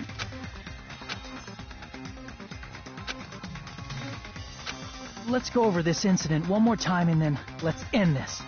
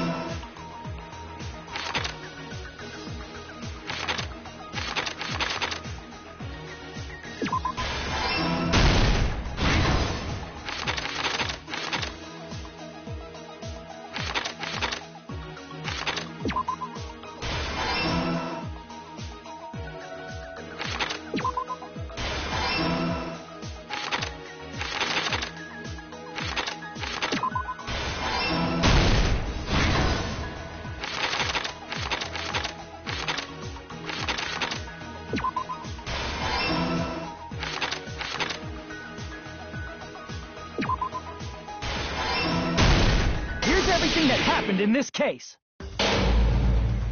The incident began this morning when Mahiru spoke to Hyoko. Mahiru most likely played Twilight Syndrome Murder Case, the video game provided to us as the motive. She probably wanted to discuss it with someone else who also appeared in the game as a character.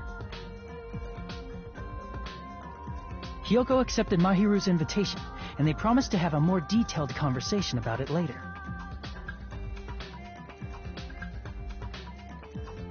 However, someone else overheard their exchange. The killer. The killer eavesdropped on their conversation and used their promise to devise a specific murder plan.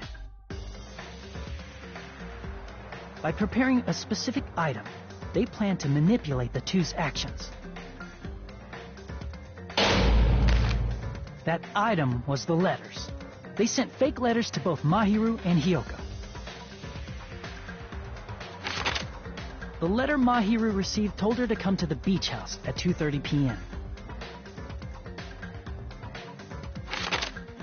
And the letter Hyoko received told her to come to the beach house at exactly 2 p.m.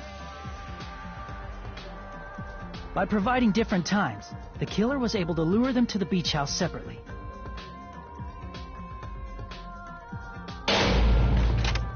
Hyoko totally trusted that letter, showed up at the beach house at 2 p.m., just like it said, and was drugged into unconsciousness by the killer lying in wait. After putting Hyoko to sleep, the killer immediately hid her inside the closet, so they could frame her as the killer later.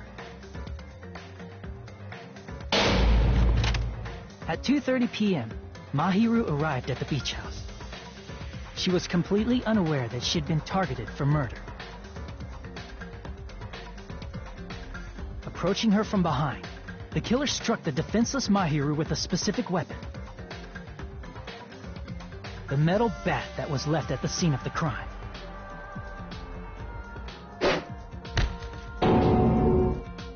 The bat was brought down onto the back of Mahiru's head, and with that, she took her last breath.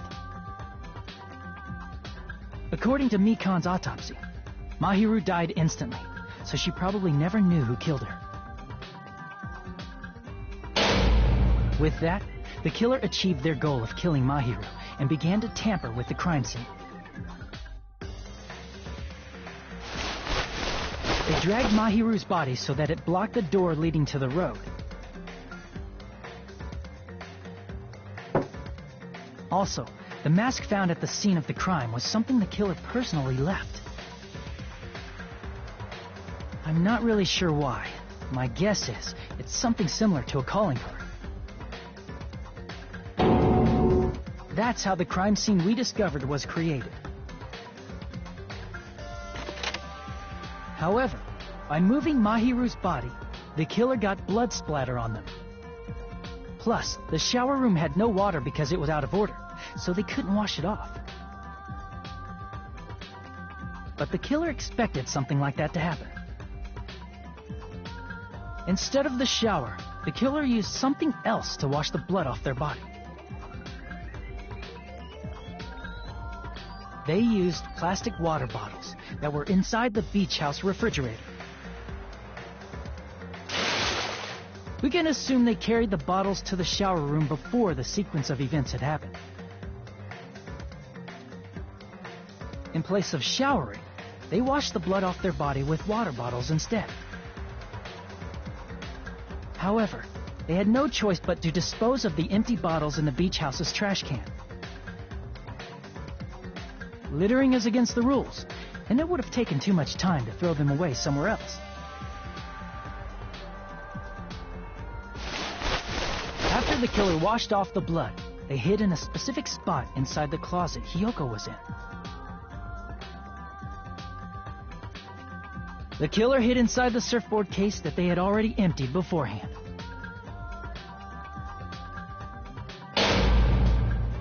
After some time had passed, the sleeping drug used on Hyoko wore off, and she woke up. I can imagine how badly Hiyoko must have panicked when she came out of the closet. I mean, she made plans to see Mahiru, who lay dead right in front of her. From the shock and panic of being considered a murder suspect, Hiyoko fled from the beach house. Because of that, she left footprints in the sand. Everything was a trap set by the killer to frame her. After Hiyoko left, the killer finally came out of the surfboard case and placed a gummy that they brought with them to shift our suspicion toward Hiyoko. Ironically, placing that gummy is what helped clear our suspicion toward Hiyoko. Finally, the killer began preparing to escape from the beach house. They couldn't risk leaving their footprints in the sand, so they escaped the beach house using a different route. The small window in the shower room. However, that window is rather high up and can't be reached easily, which is why the killer used the bamboo sword they always carry with them. The killer took the bamboo sword out of its bag, tied the bag to the sword's handle, and used the sword as a step stool to reach the small window while holding the sword bag in their hand. As long as they're able to reach the window, all they had to do was pull the bag to retrieve the sword.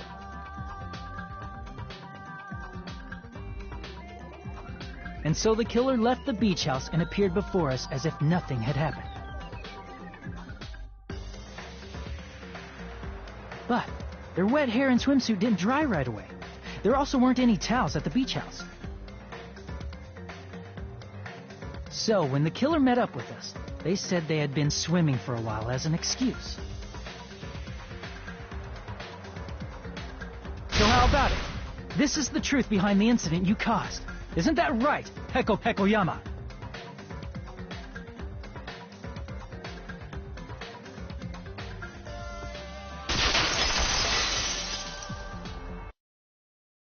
I see. And what of it? Cool with it! I haven't done anything to be ashamed of. What are you saying? You killed Mahiru! Wrong! I punished evil in the name of justice. That's no reason to condemn me. Whatever. Let's hurry up and vote so we can freaking kill this weird, crazy bitch. There's no way you can kill me. Justice can never be killed. You should all know that as well. What are you saying? To protect what's most important to you, you must be prepared to throw away something equally important. Understand? I don't get it. I don't get it at all. Then I shall be direct. Justice must carry on.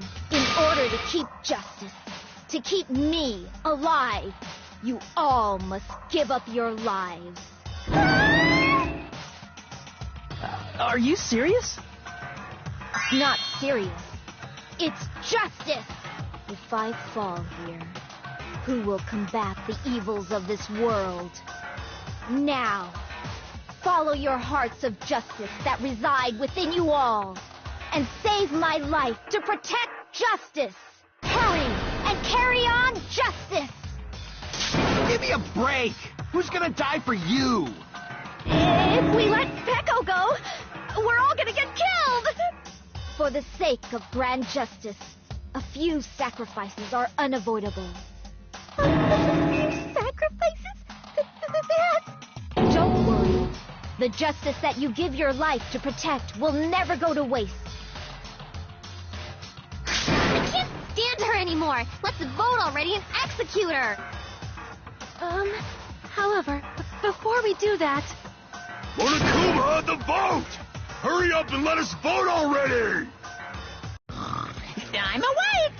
Ah, he finally woke up. I've heard your story.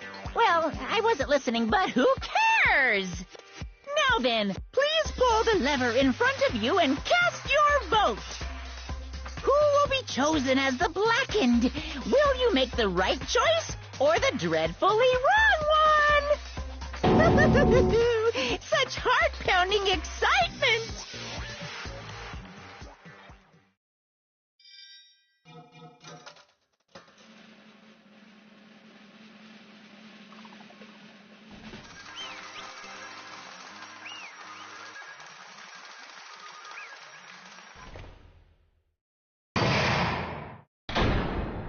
Pardon me, can we please have a little more time?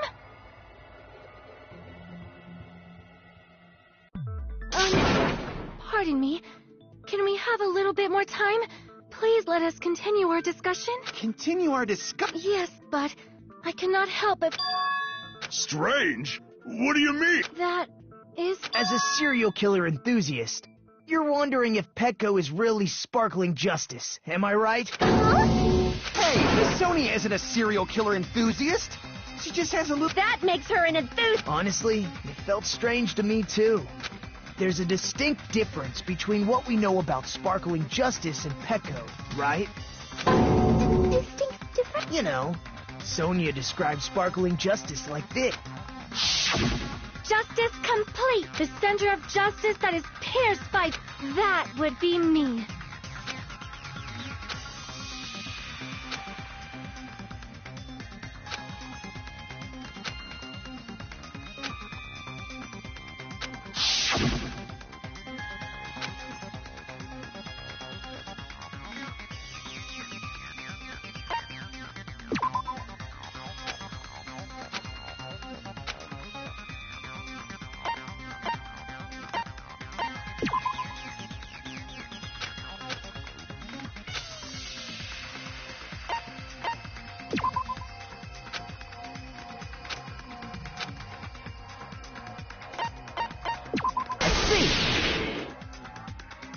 That's right. According to what Sonia said... The article was written in their native language, so I tried to translate it. If she had to translate it, that means it wasn't written in English, right? Huh? Yes, the magazine I read was written in Spanish. So, Sparkling Justice's catchphrase was no doubt written in Spanish as well. Which means the journalist and Sparkling Justice... From Spain? What?!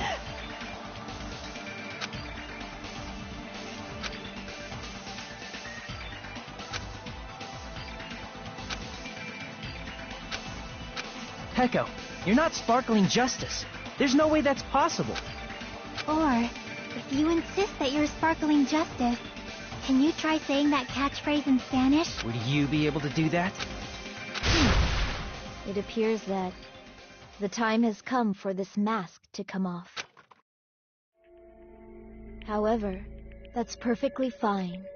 It's no longer necessary. And even if you find out now, it's too late for you all to do anything about it. My duty has already been finished. My duty as a tool has already been completed in full. Uh-huh. That mask has fulfilled its purpose. What do you mean? Fulfilled its purpose too late? Now that you've already cast your votes, is what it means. Hey, be clearer! I have no purpose. I am just a mere tool. Tool? She called herself a tool, which means someone else used her then? Of course. A tool cannot do anything on its own. I see. I finally understand. Well, I did have a sneaking suspicion all along. What do you... I mean, besides Petco and Hiyoko, someone else was also at the beach house. Someone else? There is proof that establishes that fact. Let's see. Are you talking about the body discovery announcement? Yep, that's right. I mean, didn't Monica...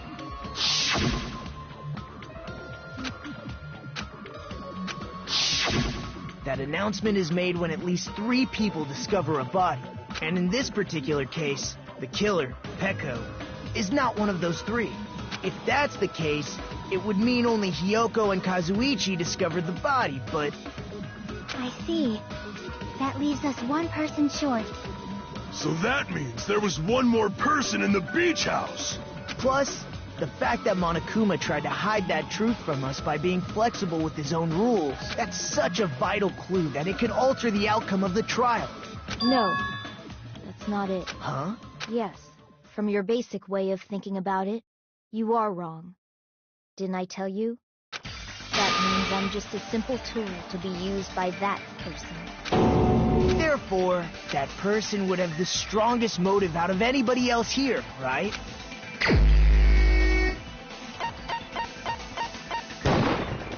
You're the only one! Is it Fuyuhiko? I see.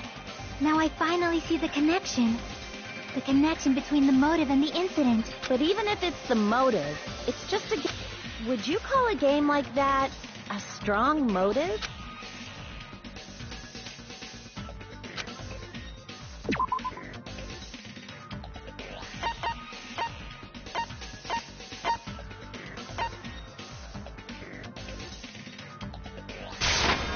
I can prove it with this! I didn't think it was necessary to confirm it if it didn't have anything to do with Mahiru's murder, but... there's no doubt that game is based on actual events. That much is clear if you saw the ending prize. The photos awarded for beating the game are not actual in-game screenshots. They're all actual photos, with the surrounding scenery cropped out. You knew all along, Fuyuhiko, didn't you? You knew whether or not the first victim in the game was actually your little sister, right? Because whoever beat the game first and received the ending prize.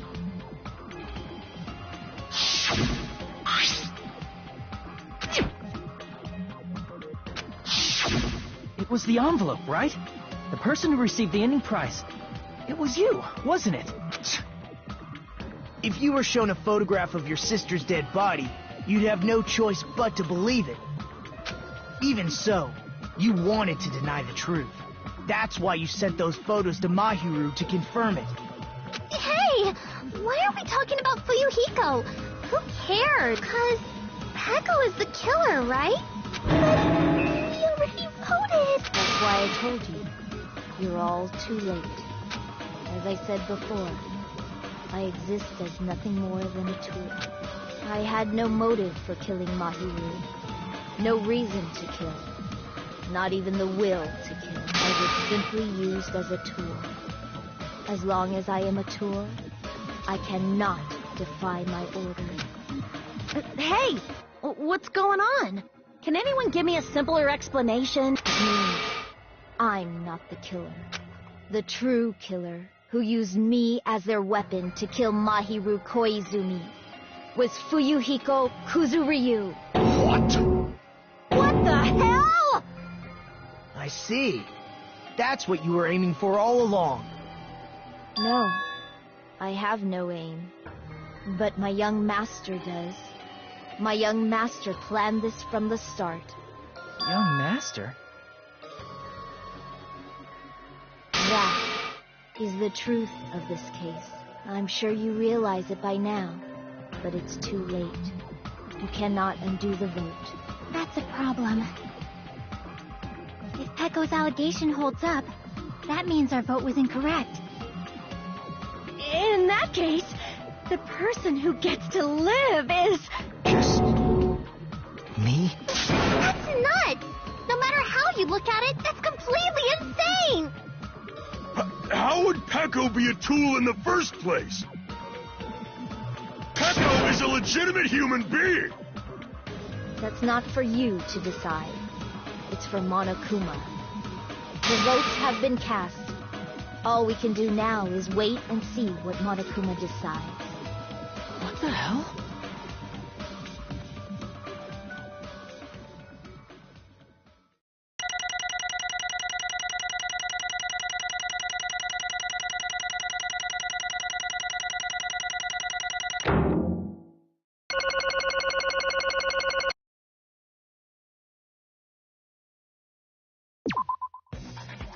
I'm in a bind. And what a bind it is. I guess for now, let's take a quick recess.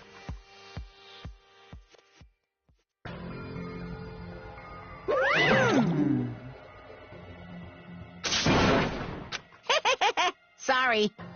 Hey! Hey, hey! Ah! Well...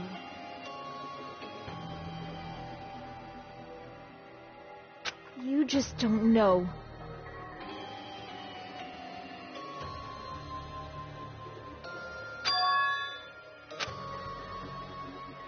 Hey, Yeah. No.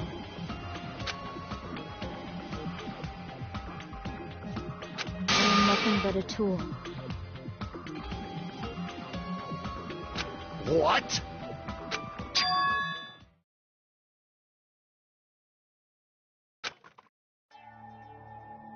If my young master is attacked, I must defend him as his shield. If he intends to kill, I must be his sword. That is my only reason for living. Before I am human, I am my young master's tool, first and foremost. Until this body of mine can no longer move, I shall fulfill my duty until the very end. that is...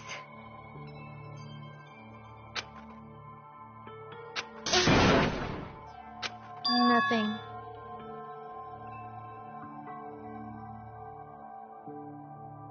Huh?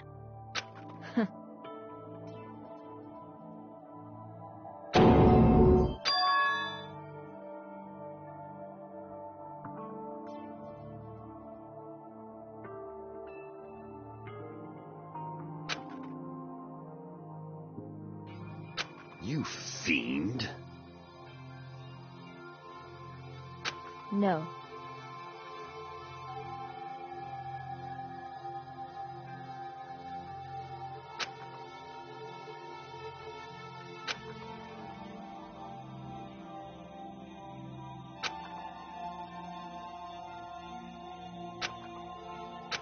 I am nothing but a tool.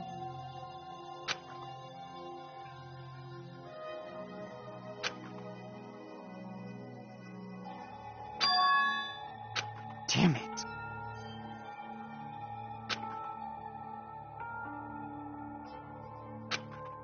Damn it! Don't fuck with me!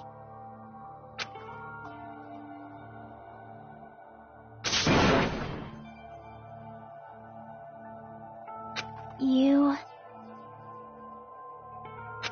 So...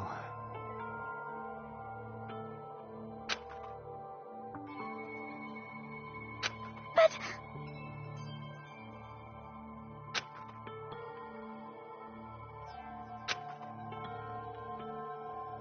Um...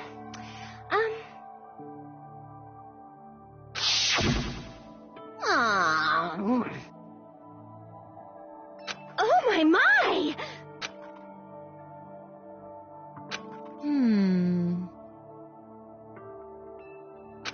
Huh?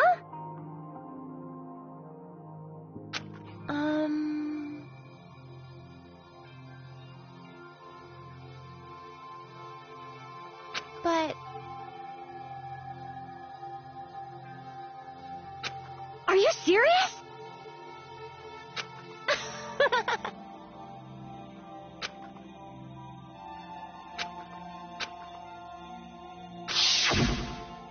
Oh...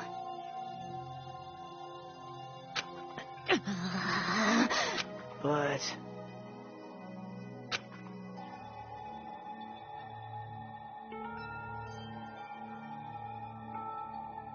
Hey, What the...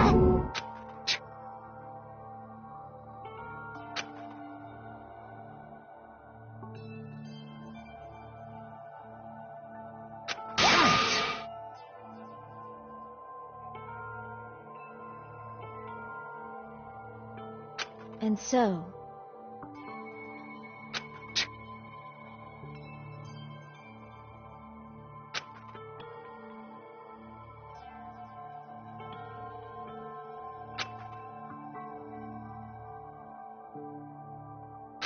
That is...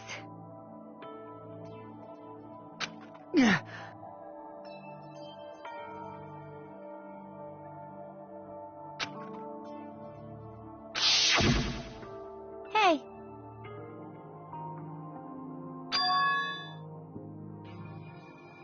Why, you... But...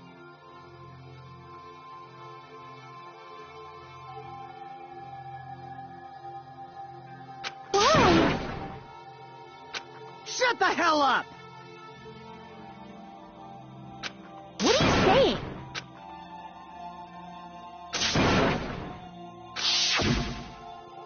Jeez.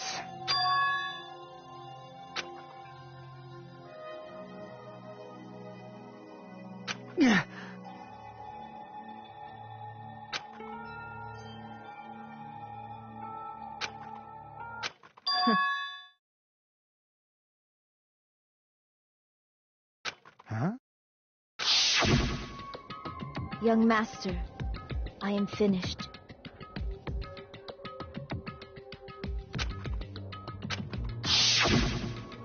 What?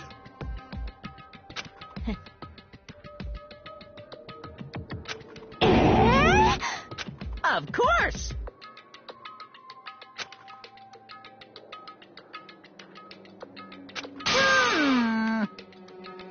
Be quiet.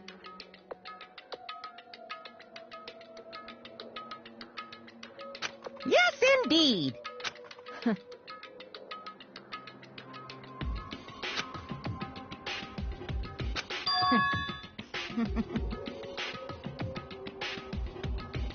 It cannot be. Mm.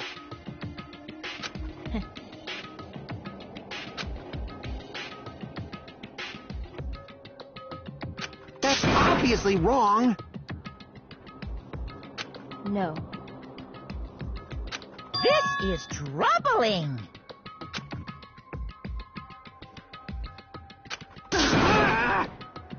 I see.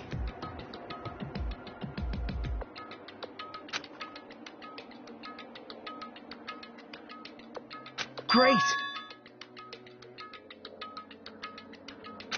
Wrong.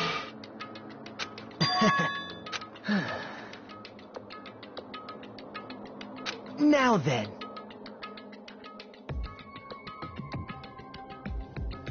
Huh? Hey.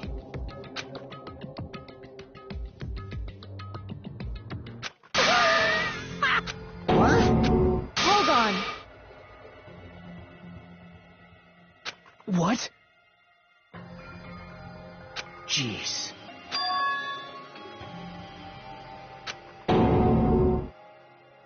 Hey.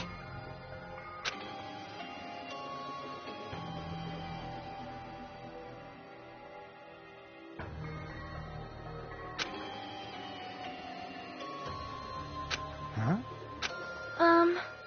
Yeah. Huh? Yeah. Young master.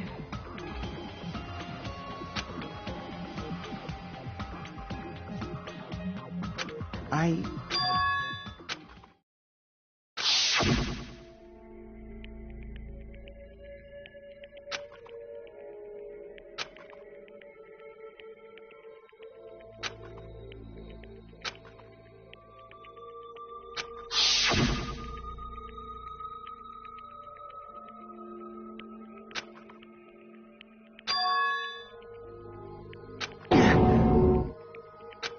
master!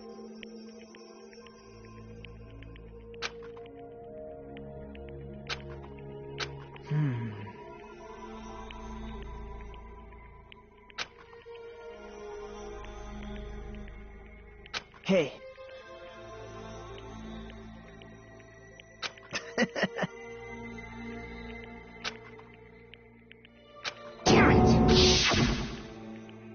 Young master, I am finished. You? What the hell did you do? You already know, right? What's going to happen after you kill someone?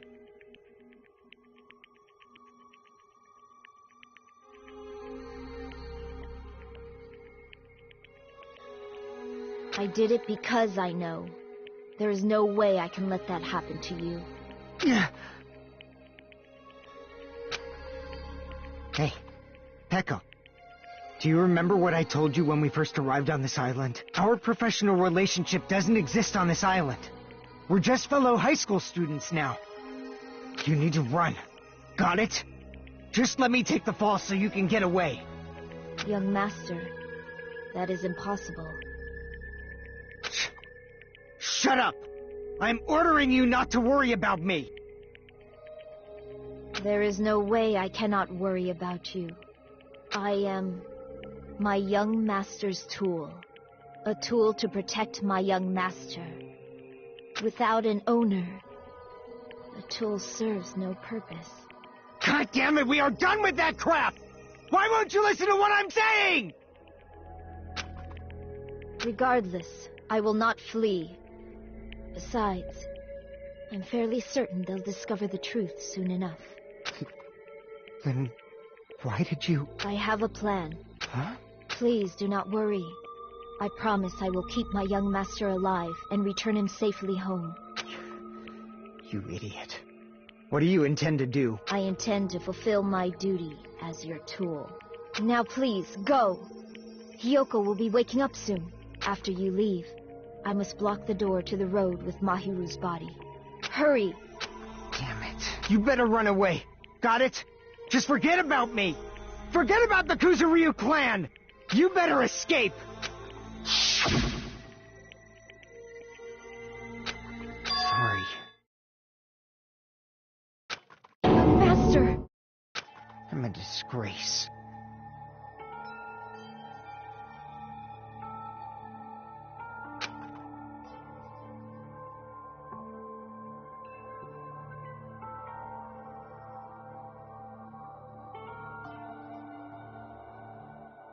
Pekka.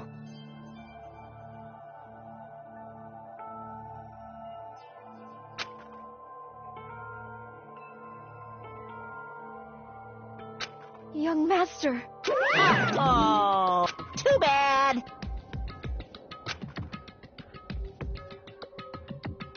Why you? Hey. Jeez.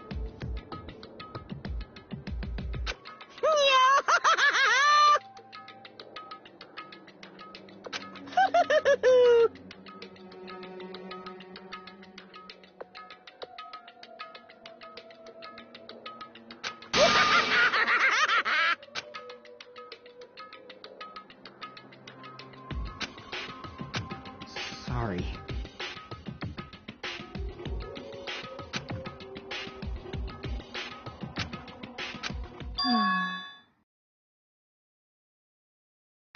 Huh?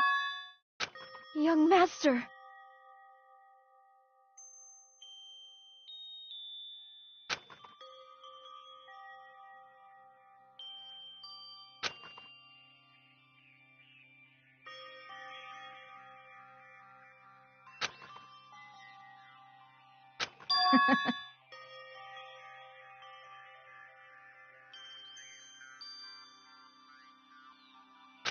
What? Even so, I wanted you to escape. Pekka. I am terribly sorry. Goodbye.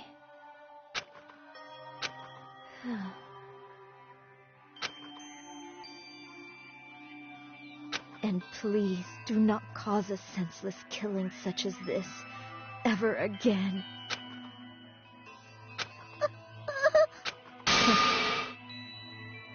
I will never feel despair.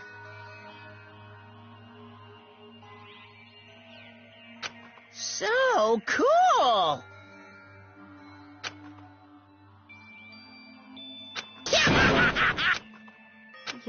Master Fuyuhiko. So, I want you to remember.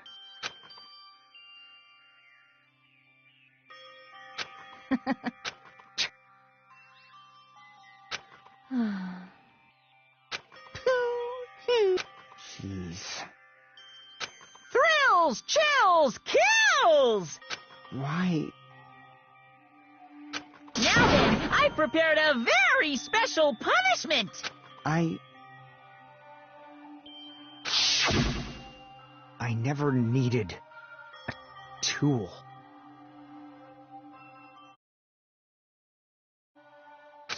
So... you didn't need to become a tool.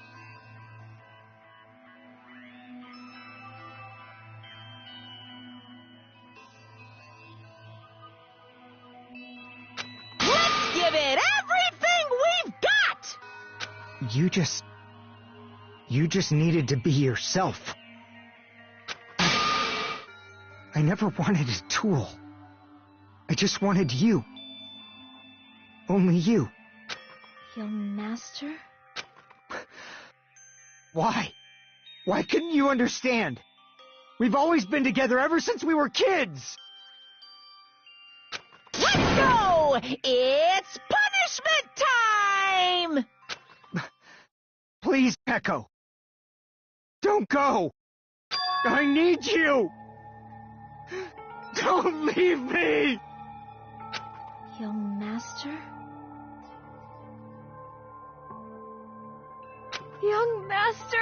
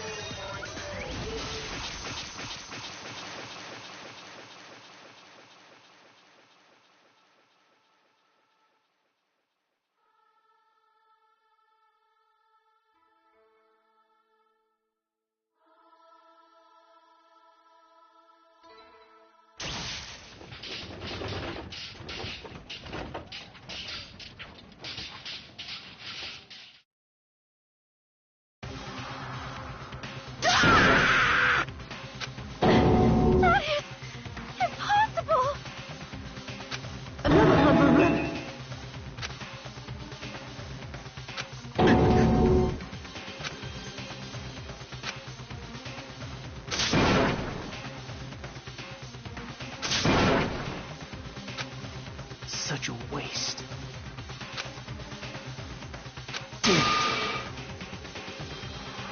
Oh.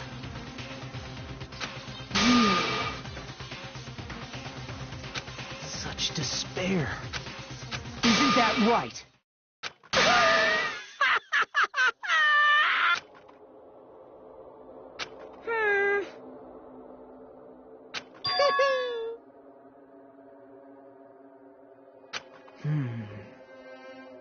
Listen carefully.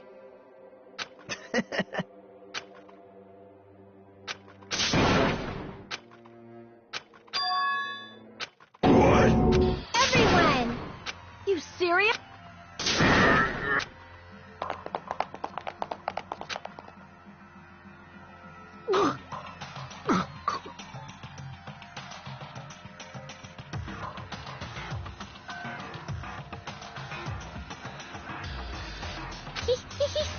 He's still breathing. Is he gonna be okay? Do something! Hey! You need to save him! Hey! I'm trying! But his blood, he won't stop. Can't you? God damn it! You're so stupid. You stupid brother! I don't! What the heck? That's wrong! Huh? Hey! Hey!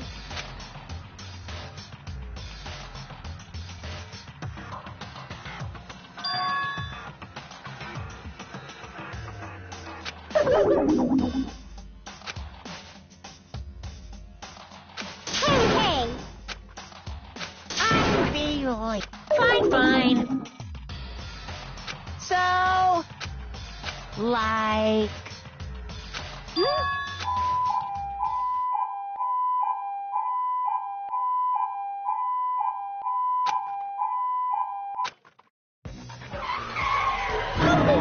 An ambulance? just leave the rest to me, Dr. Killgood. Dr. Killgood, you've already killed your patients. We've got to get this patient to the Monokuma Hospital ER and get him under 24-hour observation stat. So,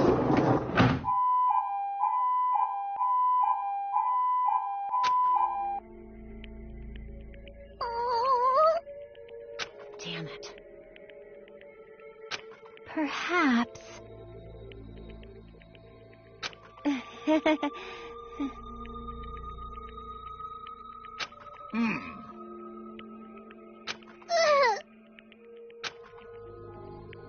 However, Fall, my tears.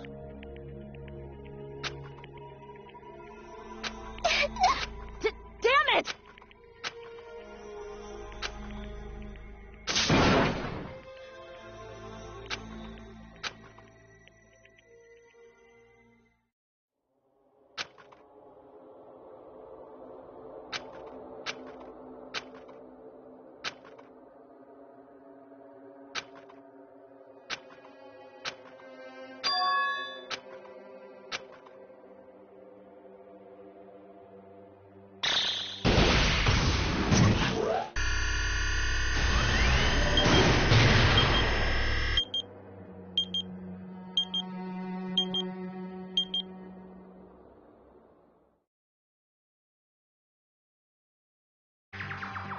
you guys can see it, right? You can see this countdown, too? Poor people are already gone. We took our time preparing the hope fragments, but now we're no longer able to gather them. Honestly, I'm not so sure anymore whether it's better if we let them leave this island or if we shouldn't let them escape. For those kids, which option is hope and which is despair? But I guess there's no time to hesitate. If this countdown reaches 0, that guy will probably take over our plan's final stage as well. What lies beyond that is the foul resurrection of the ultimate despair and the continuation of the biggest, most awful, most tragic event in human history. That cannot be allowed. We must prevent that by any means necessary, even if we have to pay the ultimate price. Everything is for the sake of...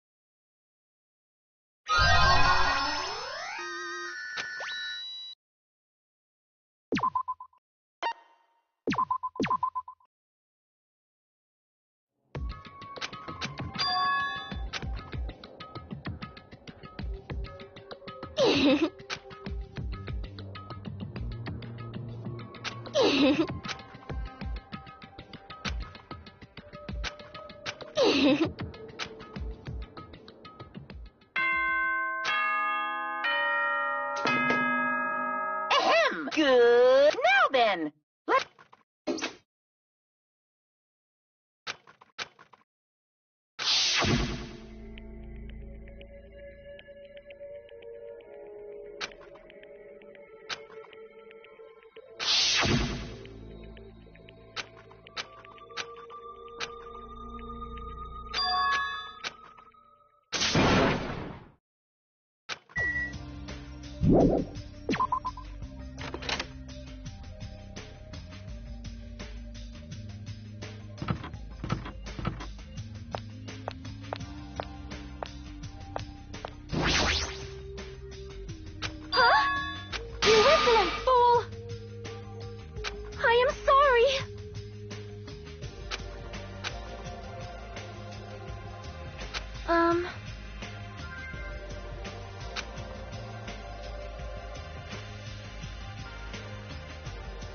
I am ashamed.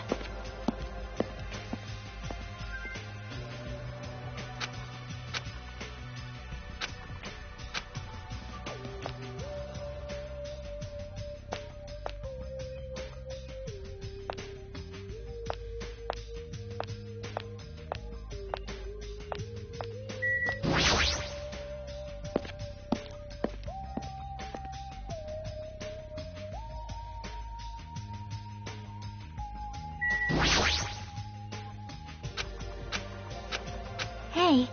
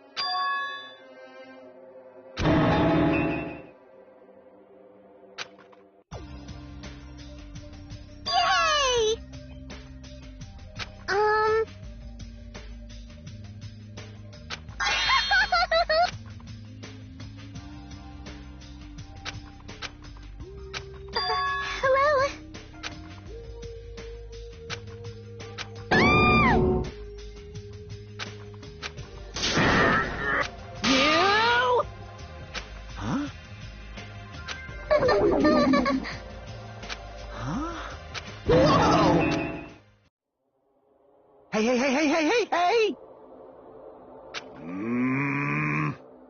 Damn it.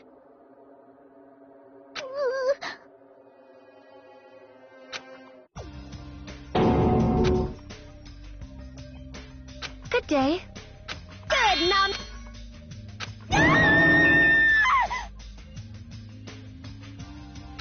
Something like this. Hey!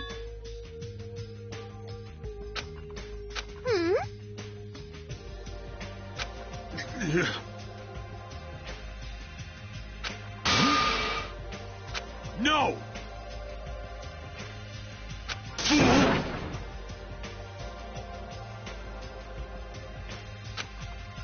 Hold it.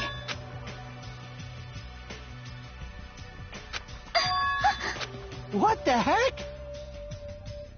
You think so? See? Perhaps.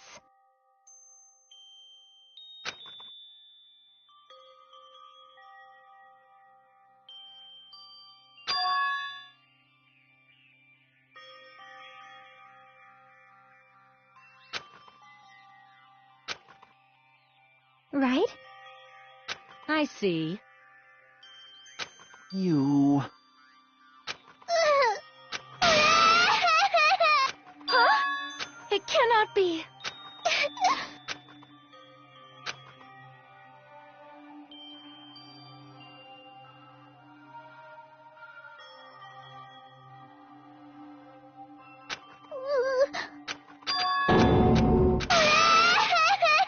I am sorry. Well... For No.